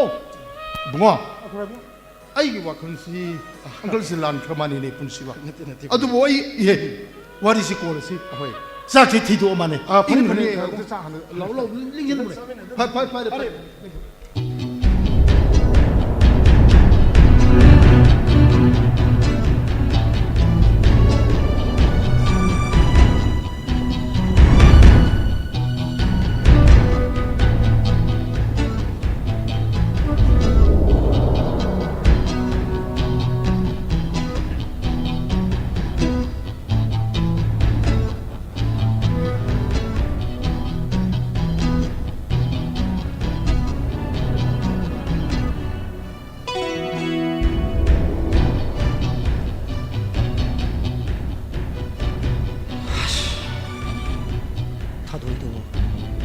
เลยแต่ภาษาอะไร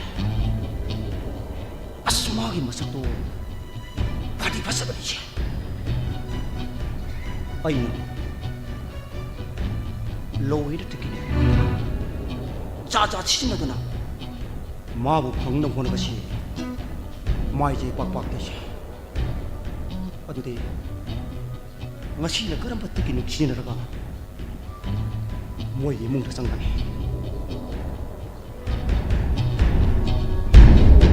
ก็มาโน้คุยในชินนะบัดนี้กินกูมาหนูไว้ข้างกำลัง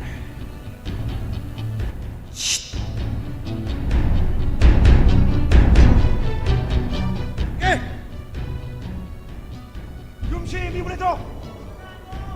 용시 빌게 많도록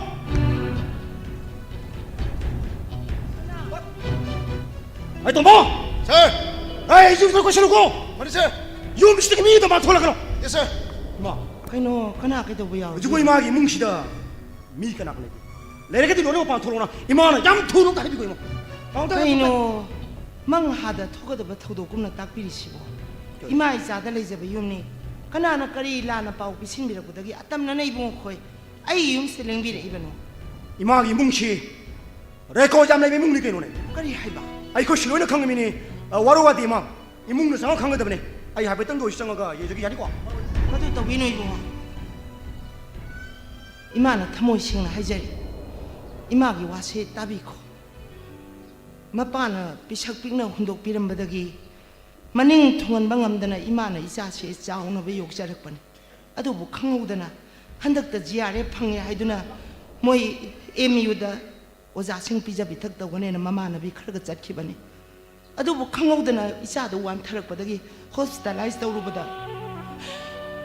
nam ta sunatana kidney ani mak pheloiduna isa se phamung bi yata aduna leirabini bungo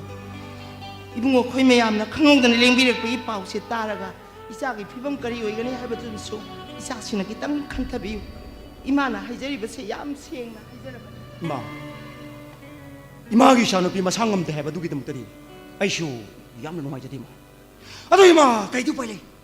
이탁 통나 코에 또 오더네 마시디 마케 또 빨리 버터는데 이 묵는 상을 로이나 뭐 강거더니 아이 하비 땅도 요리 상가 영적이 아니 뭐 ibungo nang kitang di hen mali ibungo na imai jana nang na phamda kari lan khibal leiduna nang na imai jai punchi sida singna ge yauna singna biri bano phai changbiu yengbiu nupi ngata leibe imung ni nupi police puraga ibungo khoina chingnari ba posap to thibi be yakani aduga kari gum bai sa na chingnari ba poto leiram draga di kari tong sige habadu madi imai ja han si de ina si 마 이마나 코이다 얌나 딱실라 떴다 본데 아이고 저리 강이게노 얘나만에 펌는 비 불싱 아이겠던 해박건 오펌 아이고 저리 아이 참나 강감이게노 리겔 이완에스터 다 홈네 이나 덤저시 아이 뭉상을 찍도 저게 마는 앙아 빵 털어드는 봐도 아이나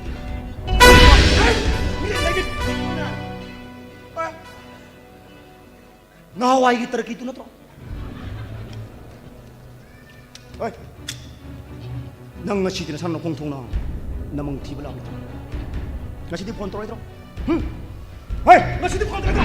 bungo ana leibe imung ni kitang tap thabi 올랜드 레이는 와이 사가더라 kaino tai si 수모 머리 프레 할로 할로 사 스마이 또 보네 얌나 찍는 거 뽕 거기 필요 되게 아이 거의 뭐 펌시들 낚시 보네 사 야니 사람이 뭐 펌이 다도가 얌 두는 먹자 쓰레기 사 호셔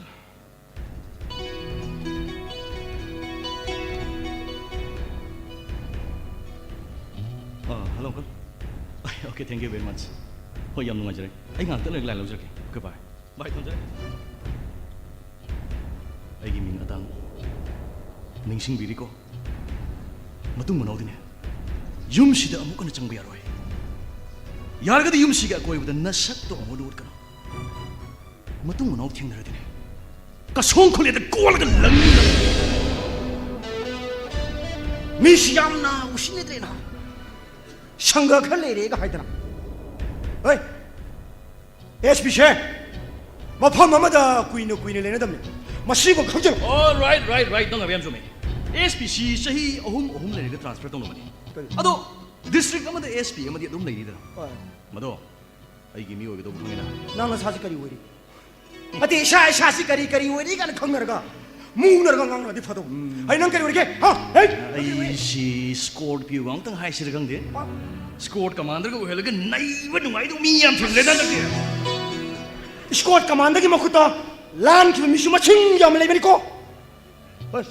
난 하토라 얘라 시욕실라가디 터벅 달라가 딸 하토 오물 로리까 도자루 내가다 빨리 놓았다 차이노 돈이야 야세 너서도 아니 너왜 또 우리 아들 빨리 오래 You one day ka tok chiang Ê, cu nó you ya thế sao rồi này? Sakshi you one day guy. Ibungo kanano kadai leng birak pano. Ima yum sibu yam nuksiba miyo yamani ma. Ado ima kudak sida ado ibu kari fibam dalay birige. Ibungo yum sida leng birak amdrakadi. Ay imung si kari oigani kanana su hay bangamloy ko ibungo. Pare sema ato pa kanjan biru nusi. Thado ibu kari fibam dalay birige ba. Ichadi yam thong chadre da ibungo. Ay sibu. Kaido yarogi ma. Ichagi kidney namata sulatanani mak phel loiraga huji phamungda doctor sing na khut tha bang chap manana leiraban imana paisa paidana ichagi kidney donor thiraga ichagi kidney sinbasu imana upai leite huji haptagi ichagi kidney dialysis tawraga leiribani ima kari haidonu ka ado ima doctor di karama doctor tana birige ima hoibo. 그대로기 마. Nephrology doctor Tomba 하이브드나 예행반. 이마나 kidney 피바 ngam다바니나 yumda putharaga ichagi nungainaba seba tawruro. 시버리 세마 그 신웅가다리 한잔 외우면서 아이코시 angama mateng pangzagi. 타도이 되시도록 이. 마. 이비마. kaino mapanda thorisi kaigino.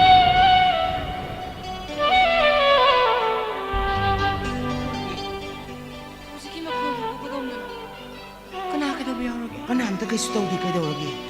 kari oina tarurage na nungsi nungsa maraksida thorakdrasu phamungda ningthina pothaduna leigi haidraga mina nang chumna hangbani nang kari oina taru hamosa khunga ibunga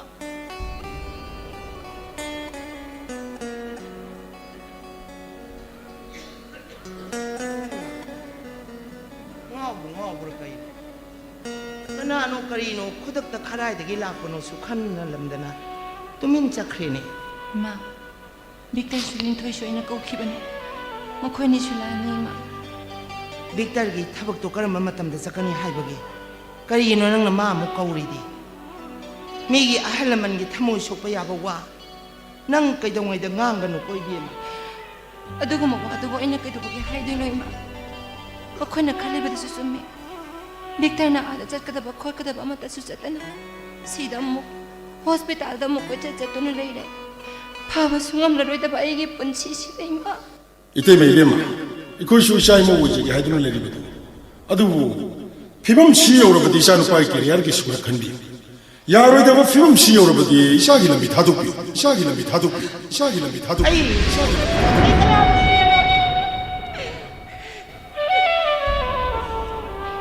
ima oijage luhonga si na numit epna ba batam adubu upai lerektraba tola taraba matam dadi kanana sumaru mapang wenang ba hona de kapkan kari kapkani ima leri sidi lai kam khuding chatuna isagi thawai kan biu haiduna ima na ni gani isa kari chu tawro ima leri sidi lai khrumaga kari bu kana ga dori bana ai de adumaina haiba honade mioi bagi sakti na thabak tawba ngamaktraba matamda ishwar gi sakti na muk thabak tawba hawi hainari bane ima lai khramna ba poto kaithen macha da thogam ta leiruge na ton ta lehu ba tang ngadra nangbo ima koi roige thuna lak nga tang leira muko ima na bima koi lai ima noi la kanena isa no zik ta cholam ba ngari bane nungari sa singla lao sango thadoi Sang kita nungai apa? Kau nungai deh. Jangan pangsa. Ima buat apa satu pergi dulu ima. Ima sih, lai kram na bapak saya kita lagi na tahu mana tu dah. Isa mat om tahu hundok pengam dah na ima cuma lai ramah ba. Isa sih apa? Yang tam cari nungai deh. Walau budi ya deh koi biema. Ngatang di lai bilang koi ima tu na lak segi. Betin macam lagi lai kram na bapak kita lagi urut gigi semua. Nang kan jatuh ina Victor. Bawa ina budi. Hataki haptaasida salona haibane adu aigi satpa sataba kaim khaluna nangi haksam panaba yengi thaini adoi yumune akhoi farewell gi photo sing do ꯑꯩꯅ ꯂꯣꯏ ꯁꯤꯟꯗꯣꯛꯔꯕꯅꯤ ꯕꯦꯝꯃ ꯅꯪ ꯌꯦꯡꯅꯤꯡꯗ꯭ꯔꯣ ꯑꯩ ꯉꯁꯤꯗꯤ ꯀꯔꯤꯝꯇ ꯍꯥꯏꯅꯤꯡꯕ ꯄꯣꯛꯇ꯭ꯔꯦ ꯊꯥꯗꯣꯏ ꯑꯩ ꯅꯈꯣꯏꯅꯤꯗ ꯋꯥ ꯑꯃꯇ ꯍꯥꯏꯖꯒꯦ ꯇꯧꯕꯅꯦ ꯑꯩꯕꯨ ꯅꯨꯡꯁꯤꯕꯤꯔꯕꯗꯤ ꯁꯣꯏꯗꯅ ꯌꯥꯕꯤꯌꯨꯀꯣ ꯀꯩ ꯋꯥꯅꯣ ꯊꯥꯗꯣꯏ ꯍꯥꯏꯌꯨ ꯊꯥꯗꯣꯏ ꯁꯤ ꯍꯥꯏꯌꯨ ꯁꯤ ꯊꯥꯗꯣꯏ ꯅꯪꯕꯨ ꯗꯣꯛꯇꯔ ꯅꯨꯡꯉꯥꯏꯇ ꯋꯥꯈꯜ ꯈꯟꯒꯅꯣꯅ ꯍꯥꯏꯗꯥꯏꯅꯦ ꯀꯩꯗꯧꯔꯒꯦ ꯅꯪ ꯑꯩꯅ ꯉꯁꯤ ꯍꯥꯏꯒꯗꯧꯔꯤꯕ ꯋꯥꯁꯦ ꯅꯪꯅ ꯀꯔꯤꯒꯨꯝꯕ ꯌꯥꯕꯤꯗ꯭ꯔꯕꯗꯤ ꯅꯪ ꯑꯩꯕꯨ ꯅꯨꯡꯁꯤ ꯍꯥꯏꯕꯗꯣ ꯃꯤꯅꯝꯕꯅꯦ ꯑꯁ ꯊꯥꯗꯣꯏ ꯅꯪꯁꯤꯃ 하이게네 해와도 좀 하이로 깨달아오게. 아들이 낭도 와삭비요. 아이나 하이바 와시 아니 하이가나. 낭나 하이게도 아이나 와삭도 그리 레이디. 아도르소 please. 나 괜히 몽도 와삭비요 봐. 아스 다도이 낭치마. 세 낭나 하이바 쿠딩 아이 로이네 야가니. 세 카이노 하이로시. 세 하이로 봐. 비치빈 pun크디 먹나 아이기 마욕도 랩크버수. 아이디 낭기도 먹 랩거니. ꯅꯪꯅ ꯍꯥꯏꯕ ꯋꯥ ꯈꯨꯗꯤꯡꯃꯛ ꯑꯩ ꯂꯣꯏꯅ ꯌꯥꯅꯤ ꯁꯤ ꯍꯥꯏꯔꯣ ꯅꯪꯒ ꯊꯦꯡꯅꯈꯤꯕ ꯅꯪꯒ ꯁꯛꯈꯪꯅꯈꯤꯕ ꯅꯨꯃꯤꯠꯇꯨꯗꯒꯤ ꯑꯩꯅ ꯃꯪꯖꯈꯤꯕ ꯃꯪ ꯑꯃꯈꯛ ꯂꯩ ꯀꯔꯤ ꯃꯪ ꯂꯩꯁꯥꯕꯤ ꯈꯨꯗꯤꯡꯃꯛꯅ ꯃꯥꯒꯤ ꯅꯨꯡꯁꯤꯖꯕ ꯃꯍꯥꯛꯇꯨꯒꯤ ꯃꯔꯝꯅ ꯃꯪꯖꯕ ꯃꯪꯅꯤꯗ ꯑꯩꯈꯣꯏꯅꯤꯒꯤ ꯂꯨꯍꯣꯡꯕ ꯅꯨꯃꯤꯠꯇ ꯅꯪꯅ ꯅꯃꯥꯟꯅꯕ ꯃꯌꯥꯝꯒ ꯇꯣꯟ ꯊꯤꯟꯗꯨꯅ ꯀꯣꯌꯦ ꯌꯦꯠꯇꯨꯅ ꯑꯩꯕꯨ ꯂꯧꯕ ꯂꯥꯛꯄ ꯑꯩꯅ ꯑꯔꯩꯕ ꯃꯈꯩ ꯄꯤꯗꯨꯅ ꯅꯪ ꯅꯨꯡꯉꯥꯏꯖꯕꯗꯣ ꯑꯗꯨ ꯍꯟꯗꯛ ꯄꯣꯛꯁꯤꯕꯒꯤꯗꯤ ꯑꯣꯏꯔꯔꯣꯏ ꯅꯣꯏ ꯀꯩꯅꯣ ꯅꯪ ꯀꯩꯗꯧꯔꯒꯦ ꯊꯥꯗꯣꯏ ꯑꯩꯒꯤ ꯄꯨꯟꯁꯤꯗꯤ ꯉꯁꯤ ꯍꯌꯦꯡ ꯈꯪꯗ꯭ꯔꯕꯅꯦ ꯕꯤꯛꯇꯔ ꯊꯥꯗꯣꯏ ꯀꯩꯅꯣ ꯅꯪ ꯉꯥꯡꯉꯤꯗꯨꯕꯣ ꯁꯤ ꯑꯗꯨꯃꯥꯏ ꯍꯥꯏꯕ ꯍꯧꯅꯗꯦ ꯁꯤ ꯀꯩꯅꯣ ꯅꯪꯕꯣ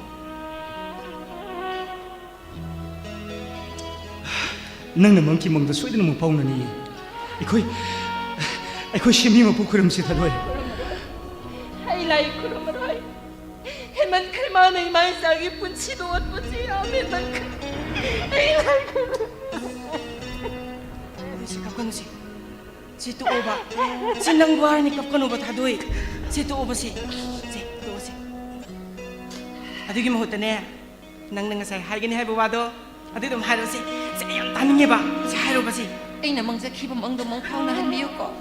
ꯊꯥꯗꯣꯏ ꯕꯤꯛꯇꯔ ꯅꯪꯅ ꯑꯥꯗ ꯆꯠꯇ꯭ꯔꯤꯉꯩ ꯃꯇꯝ ꯑꯩꯅ ꯂꯨꯍꯣꯡꯗ꯭ꯔꯤꯉꯩ ꯃꯇꯝꯗ ꯅꯪ ꯍꯥꯟꯅ ꯂꯨꯍꯣꯡꯕꯤꯔꯣ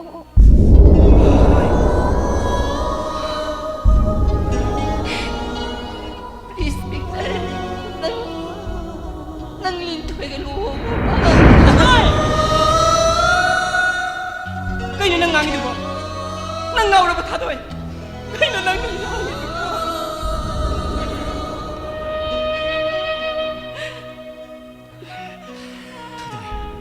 Kayo nang kidoroge nang nahiwado kayo tadoy nang kidoroge mo tadoy Masi ay ganing magyapang nakoy ang oring ay kay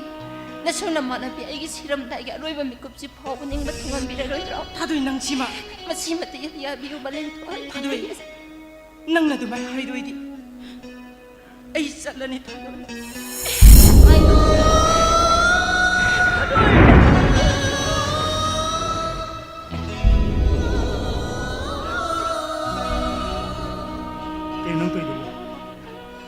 아이고 낭기 와도 야원해 해보기 못다 낭기 나망 타나 아이고 시원해 하요 아이 낭기도 막 시봉한 거니 낭기 와도 아이 야봉한 뭐 타도 nang asay na wasa krabang ang tanatra ay gining basi matadim tatungan biwa please ay tadoy maram sa daning ay daw ba sila wasa Oi, do wado sa wali do kedo buri. Ini siya mapataw.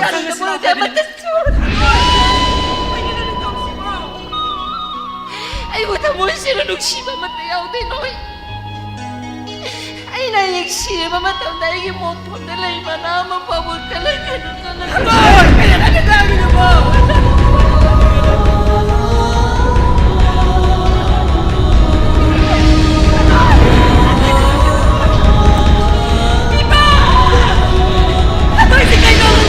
Ay,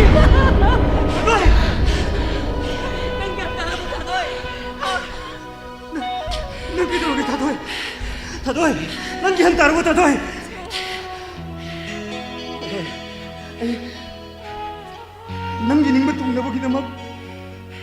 नंग आई वो हफ्ते दिमाग कोई नहीं यार कहता लिन तो एक शो इधर लो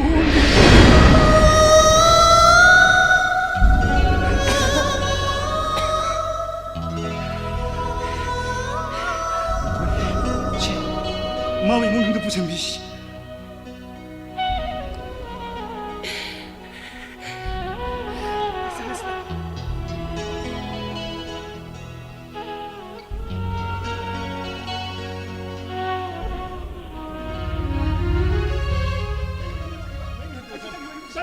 짱이 로이바 이 육등은 짱이 로이바 이 빼는 망강이니 예 샤 나짜는 빠나 하라버니 나짜는 빠게 머닝 돈 거다 버리나 나짜는 빠다 쯤가 이만 쭉줄하는 바이 쭉은 딸이 바이보 까리 너 너가 사진까리 농자 빼봐 빵당 하는 거 이거 너가 되면 와야 왕도 버리면 돼 너가 잠민다는데라 너희는 꾸보고 잠민다는 말 해 봐보니 잠민이 왜 아주 거기 고볼까 아 오늘 내가 거기 없다 까첼로 좀 날 시간 날 아픈 뭐 첼레 보 했다 우리가 보이네 오늘 파티주 타는 역장 행이다 북한만 타이고 하게 또 이래 이거 아니 좀 아니 전동들 해오게 살로 임다 아주 못가리 이놈이 봐야 미 시동이 나들리면 맞잖아 피두부 이모고 저게 할머 쩌는 좀 저기두부 이발 겜 봉이 발 굿겜 반개 봐 어이 그 봐야 맞좀 보이나 이거 서울이니 아이 이거 너무 오래 보낸다 임다 한들 그래 나라는 임다 빠빠라가 누비 미사도만 파무래 눅시루래 하이로 롤로 홍거다 보내 하이래 아이 쇼이샤나 하이래 보내나 이 셀바 잘로래 마이시르가 좁빠가 강드래 로래 좁빠가 나 이제 팔아보니 봐 그나고 그건 방은 뭐 이모 어렵다 그디 너시 셀바 치르가 하라 뭐이도 이봐 생양 빠리가 하지네 미우 시도부터 위놓고 미워이 봐 할부세 아무나 보고 이까이 굽는 거더니 아도더니 아코이는 미국 가니 이까이 굽는 입세 너는 가니 왕 많은 금 제봐 왕 많은 가니 어저 리하라고 전당들 해 이봉아 왔다 그도게 타갈리네 이봉아 그는 뭐 야리 마마네 양 타갈리 그 이놈 마마시고 낭부 핵폭번나 빠지다 빠콘 시방 감지 라이까 이제 이봉아 낭는 돈들이네 거의 마마시 마마네 양 타갈리 마시가 알게 보시 봐봐 이봐 호래는 그나게 육마이 파로지 해봐 나 빠져 다 넣어놓고 아니 이건 참만 알려는 먹게 너네 마마는 누가 고원에 잘로부터 그래 할게 맥시는 덤 이런 뭐시다 분 먹신 거는 게 바운도 항워 이봉아 너네 마마야 나 빠져 짝이 안 떠로 아이 야로 했다 먹지 아이 저거 야와 마마 아이 야로 이거 봐라 봐봐 시끄러 할게 보시 그리 할게 합니 봐봐 뭐 이빠자 하토게가 하토네 이봉아 그 이놈 뭐 하시 이빠는 아무기만 보고 되는 폰트 가야 하면 까이 기불 안 기부되기 한대 먹기 뽑복세 낭나 이빠고 쌍을 낭들이구나 나띠 봐봐 어이 매암 잘로부터 뭐 이마도는 야호버라 그리 할게 합니 봐봐 나만 너무 비춰보는 혼동을 못하기 나 씨빠고 이빠는 너무 싸우는 요로 거다 나는 거리 좋은 게 더블레 이빠나 거의 통항을 해 나는 피립들 오른다면 땀다 미기 뭐 잡을까리 요리 그저 우리 합디 낭지 하나 칼롱대브라 나띠 봐봐 너 뭐이네 그리 해오게 하도 앵원도 맥시는 더 미우거든 여기 와는 거 마 사기 있기 니목 벨로 있잖아 ngasi 강들 폼데 야 따들 내리 미기 뭐 싸두고 하이로 졸로 홍거리 하이로 낭기 잡어이 낭기와 큰 족가리노 하이비네 아 누나 네 봐봐 이네 갈당 두는 홍는 뭐 독시 하이원은 봐봐 다이 그래도 마이 비범도 야들 세레 강해 봐 갈당 두전지 하이원은 봐봐서 그러는데 봐봐 뭐 이거리 해오게 하는 거 와는 거 낭 항도 항도 낭 이빠다 항거노 나띠 봐봐 플리즈 뭐 이거리 해오게 나 사나 돔드나 항가 나띠 봐봐 나 텐드를 보고 나띠 봐봐 뭐 이거리 야래 또 봐봐 나 신으디 바바가 마마 잘 하이자 마tam도 뭐니 알았듯이네 바바가 마마 잘 하이자도 뭐이 마도는 야호드시네 봐 파리 뭐니 알았답니다 바바 레비오라 스미나 하이르부터 숨미려 되고 마사부 망할리 비스 마마 마빠 왜 비싱노니 마사나 하이부터 마마 아빠는 야버디기 마사우 망은 번에 숨미려다 이까 이래 되고 सन्नाकी कोकोन दिलवा निखी नजरिया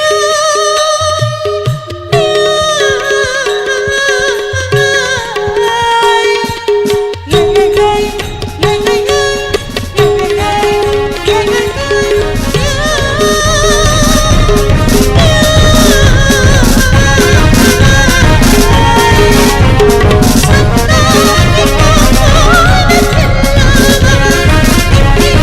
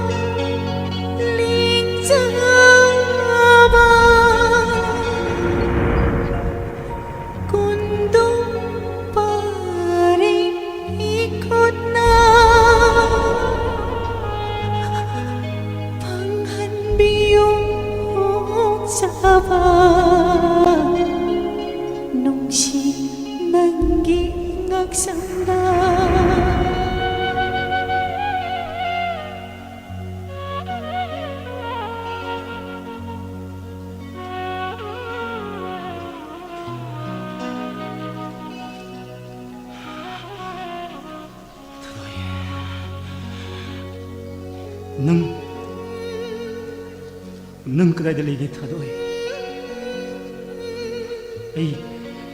इशागे अपामसु अमत यौदना नंगना सकन की बवा सकतु की बंदी मोइना नंगी निंग थुंगदबगी दमक लिंथोई थोंगांद लेपे थादोए नंगबु अइना बोरमगी पिजोल सेतुना दोन थिलगा बेन खोंदुना लाकपदो नंगबु याम जिंगनिंगेना हाइदाइना नंगी मियाम मरक्सिद लैबु उदेना थादोए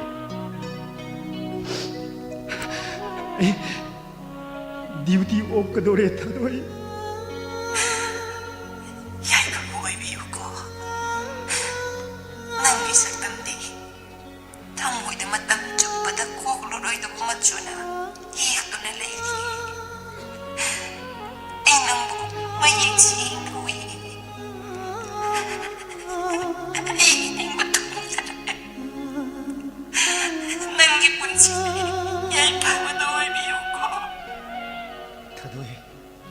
करीगुम्बा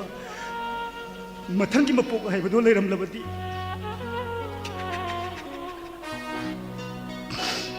मथंगी मपोकतुददी अइकोइने सोइदना उनसिको थादो बुआ मोबाइल से टुक चलो मीना ने बेफा टुक टाइ करन असोम ड्यूटी ओकदबी गाइड ले लाओ ला चल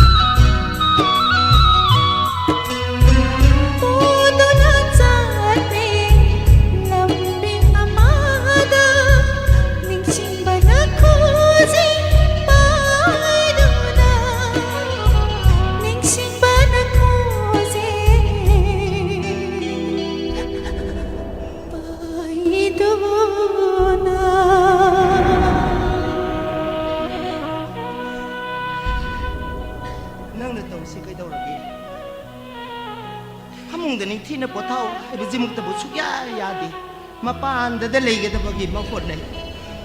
ꯏꯃꯥꯅ ꯅꯪꯕꯨ ꯂꯥꯌꯦꯡꯕꯤꯕꯁꯨ ꯉꯝꯗ ꯏꯃꯥꯅ ꯅꯃꯥꯡ ꯊꯥꯗꯨꯅ ꯆꯠꯄ ꯌꯥꯕ ꯂꯝꯕꯤ ꯑꯣꯏꯔꯗꯤ ꯏꯃꯥꯅ ꯍꯥꯟꯅ ꯆꯠꯂꯗꯧꯕꯅꯦ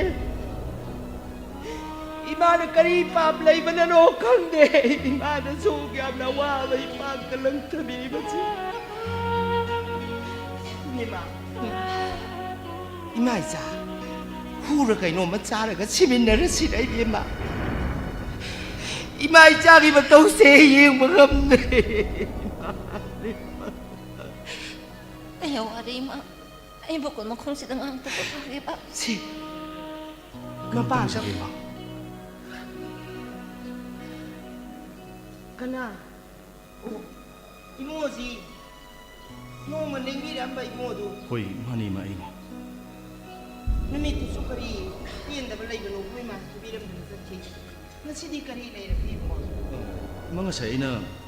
baba hoy mayam thajaki badu ima hoina phajana haibiru tramal baba do yam sauna halai ima hoina kari haibiru ge ima bhab ta bangamdre ibungogi baba ji kanano ngasai ahla mani lam droi masayu ahla ni lam badu ibungo pokba baba kana ke do yaro ge ma masayu ahla ni laga nang mama wai ge hairam ne ima na ngon da wari di ima ai khoi baba ni mung sigi kari mang na bisina make Baba na di mong sige mang na buwam tayo mo ay nakaliday ma. Ibu nga. Imang tungay biko. Wa makatang ano? Nadi. Yap tuloy salo. Ayun ni wa ka na ngani. Please ang tungay biko ma. Ngasay baba ay mayam sa kibado. Masa ay niyam kan na hise badagini. Ay na hise basibu kayam kairgi ma. Ay thado isyam nungsi. Ma se ay gi oisage ay jabani. Ay ma bu hat ki tupki hai ba makti natte da nei ma. Kari mapam chane gi sidi. Aina nang wala hikitra. Kari guma Victor ga nanga kaina rabadi. Nang aiga luhong da bani haidana. Hojik ti Victor sulin thoi ga luhong kre. Adu ira badi nang aiga luhong si ba thadoi. Aiga luhong si ba thadoi. Nang bhav yam ta da ba mi ma. Nang wakhal yaw da ba mi si ai punsi da thengadri. Ay daw na nang bulong sijaba. Ay daw na nang bukoy da jaba misakti. Nga sige tayo bang pala sida ani suna tingnaroy tadoy. Parito asisi. Sumaka sangdalay tingkinamni. Nang hoy hero ba siya isa lagi. Nang ngayon da yit pa si siram da mi ko pawo si buhay yeli ko. Nang siyo ya tadoy. Nang sige ni haibudi kanana haiba. Ay si sige da bang ngai do le na pinupine. Ay punsi gi wari loy sanak ba man. Wari loidri. Nangi punsi gi wari loidri tadoy. Loirage khanma sai khai dugi wang ma dasune. Wahi kaya ama makata na ithaba yabani. Nangi punsi gi wari loidri tadoy. Ay kini ani mo fail wala pinupine.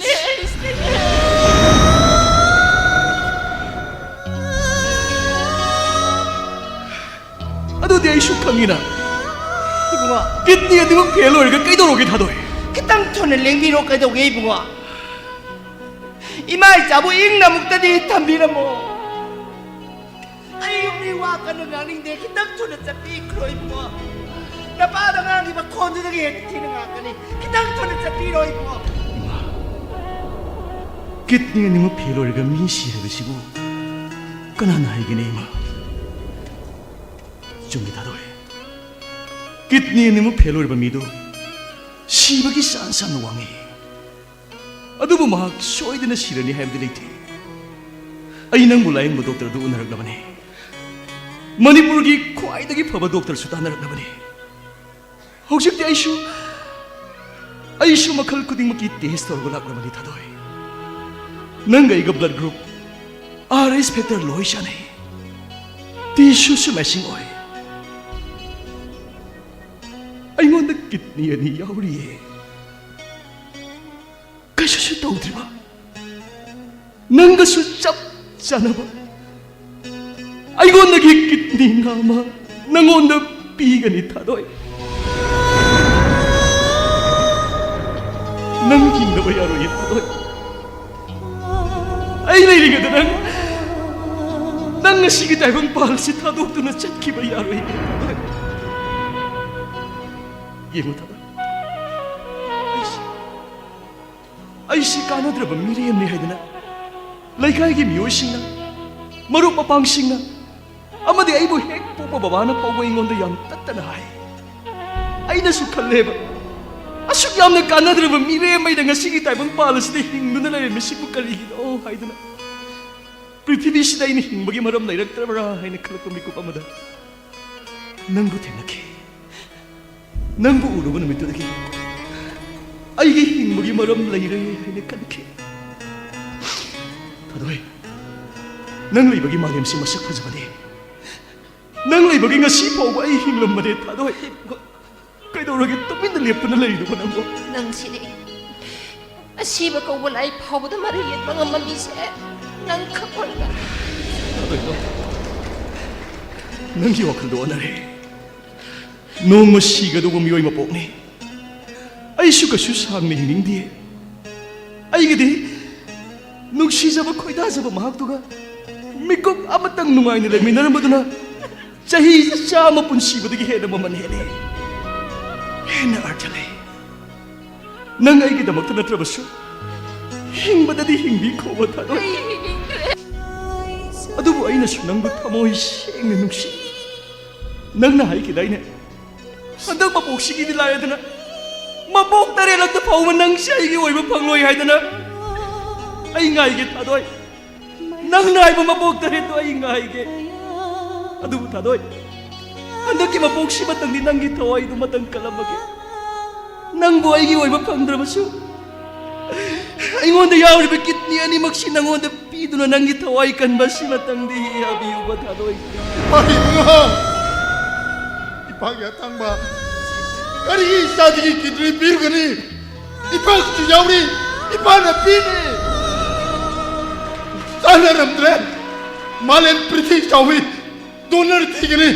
이방나 만지기 나고, 이베마, 담바, 이봉 낭이나 판데 야물 랑크레베마, 이봉 니나 잔 비시마 상업데 나이 하루도 강대복 거보니나. Imo yake na nangi na pamdegi ni zero. Nangi ni gamta ba pin ta ba wahidu ni bung. Nangi na pamdegi mai tiki. Tai ba me mai bung la le bung tanga piu ko tambal. Yung mangga ne mi bangang se. Mama na pisa peno hudo piam la ba. Ai ya makap te ngai je ba janu pani. Mana ngang pisa ko ringi degi. Mama pa me dru kudo mi na tele ko posa ama. Mapai na matik na tanay jagi na magtanay na kamaning tumalaki. At mga sidi, sana kudo militili po sa si mapai na pagsana na iba pang na po sa kura me. Ay kuma, nasaan pibo, luhong ba luhong na makalto matangkaga. Angang sige tawai sa tingin kansi. Pero tabi na lang iba papabutan kaya haging manang talaga. Nasaan tawai kan ba sa di. Nang nayaba bibiyo na ibi ma. Apa minasal mo nga piyo ko tayo mo.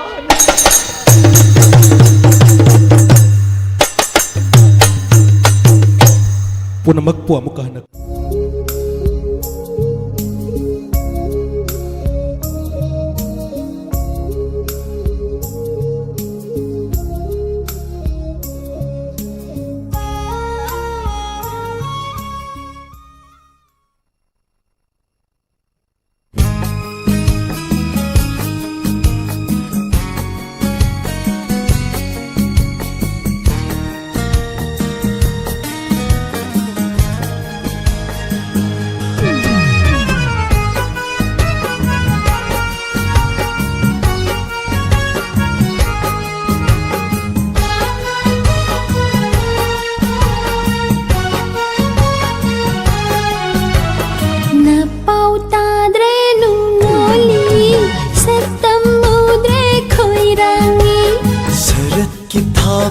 ಕೈದೌರುನಿ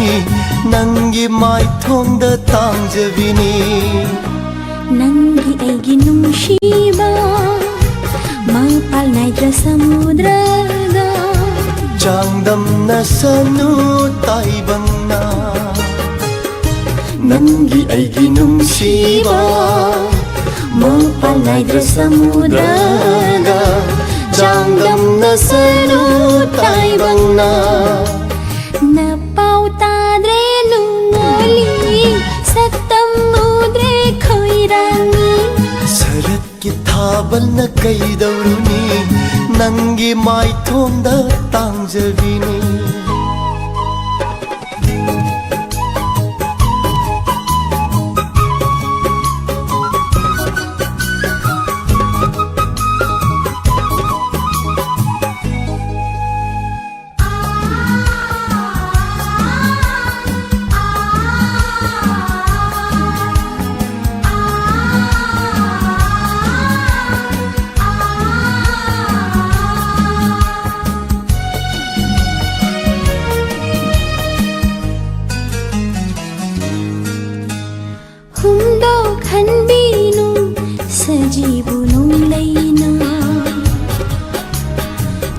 Thok hanbinu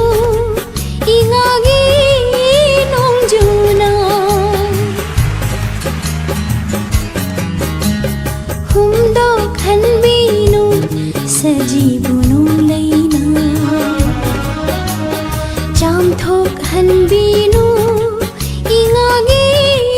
nongjuna mi pai saubi panggal sonbi लेप्लबनी चिंजाउगुम नुंसीनाता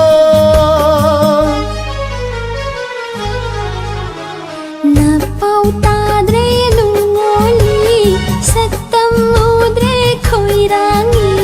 Sarat ki thabal na kaidauruni nangi mai thongda tangjabini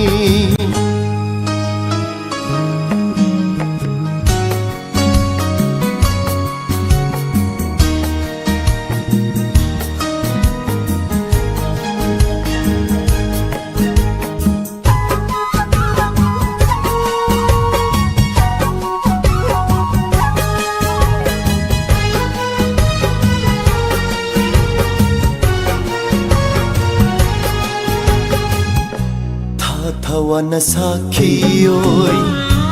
ibani gi thaudok sing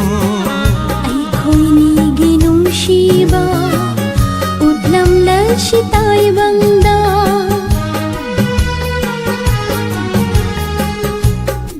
Tawana sakhiyoy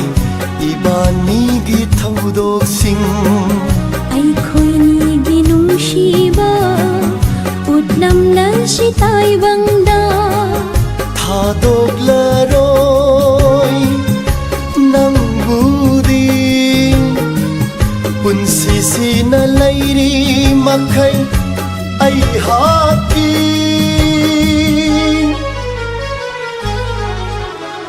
Napau tadre lungoli saktam udre khoirangi Sarat ki thabal na kaidauruni nangi mai thongda tangjabini Nangi aigi nungsiba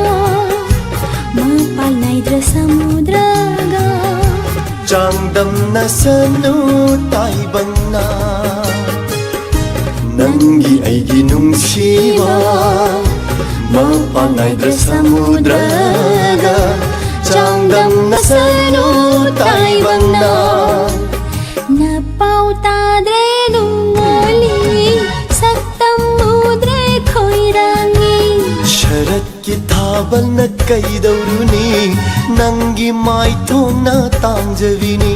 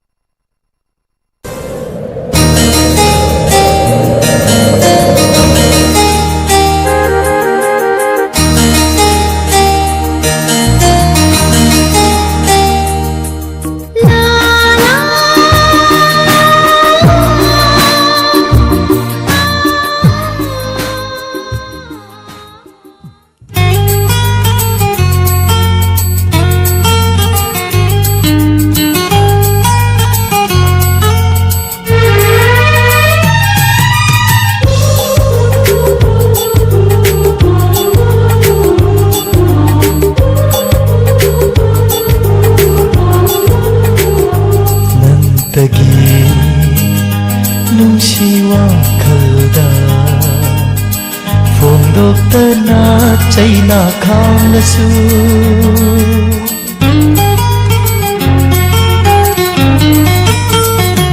nang tagi nung siwa khalda phong dokta na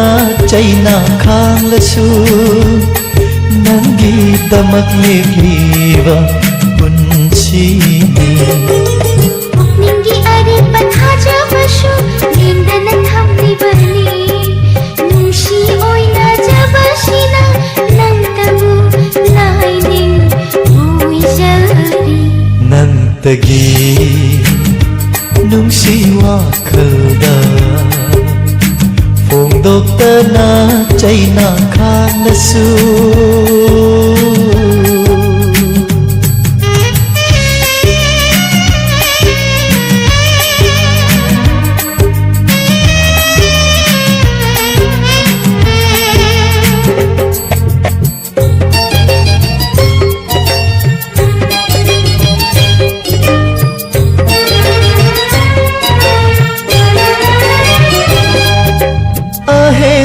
kanabu uraga nuja pukchel honki gadara jina wakal fauragle pamjerubana laladara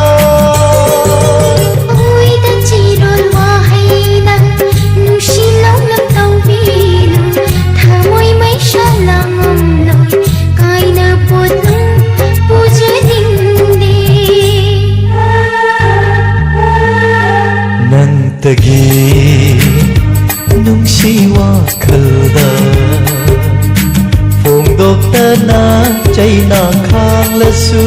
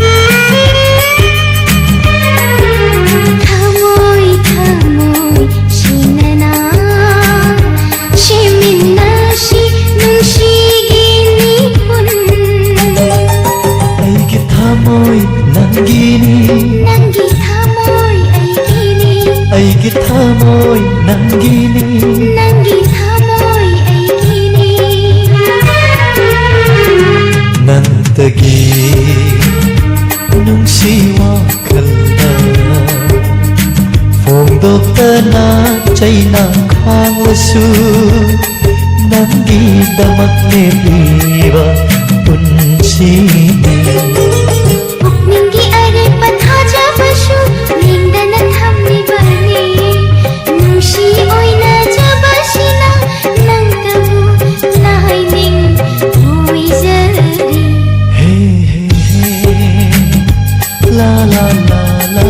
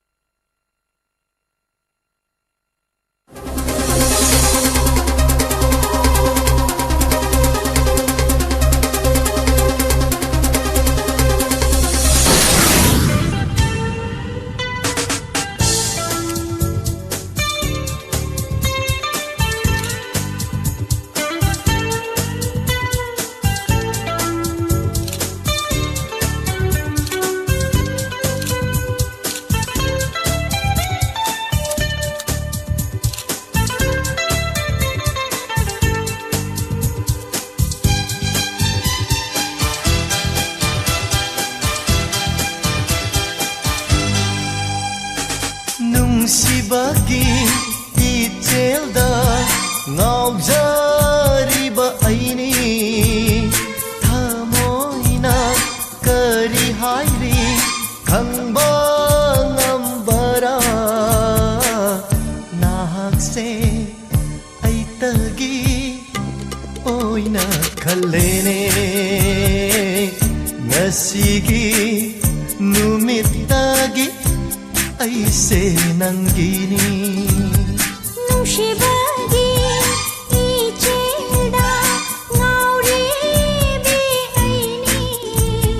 thamoina kari hairi khangba ngambara nahakse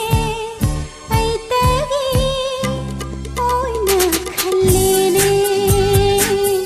ngasigi numitagi aise nangini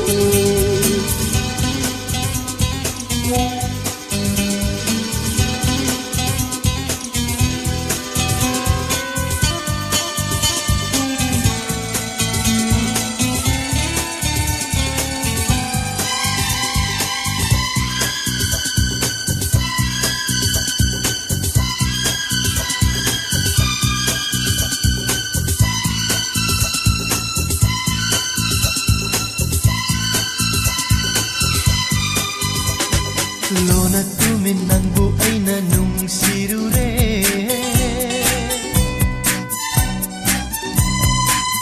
Kangbiyu ko nang na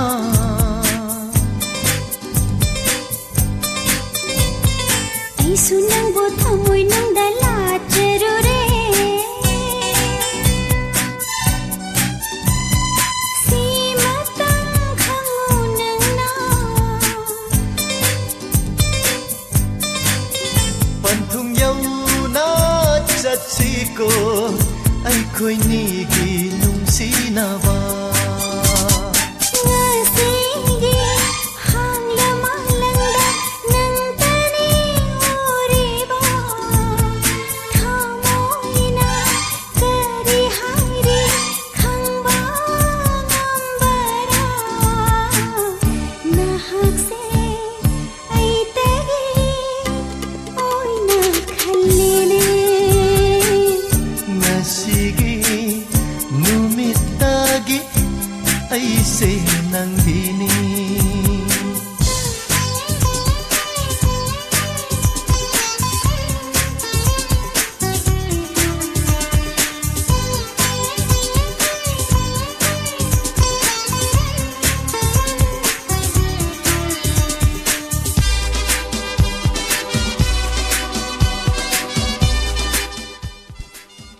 Hana na tagachari tungan platform sing da sarug yabiriba konjal na tabiriba visual na sarug yabiriba kuting makana na tagachari Toromasigi makat satazrak pada miko kuragi matung mampuna amuk sarug yamana si inspector te ay no episode lisinga magachani pan sup na mga subutang kata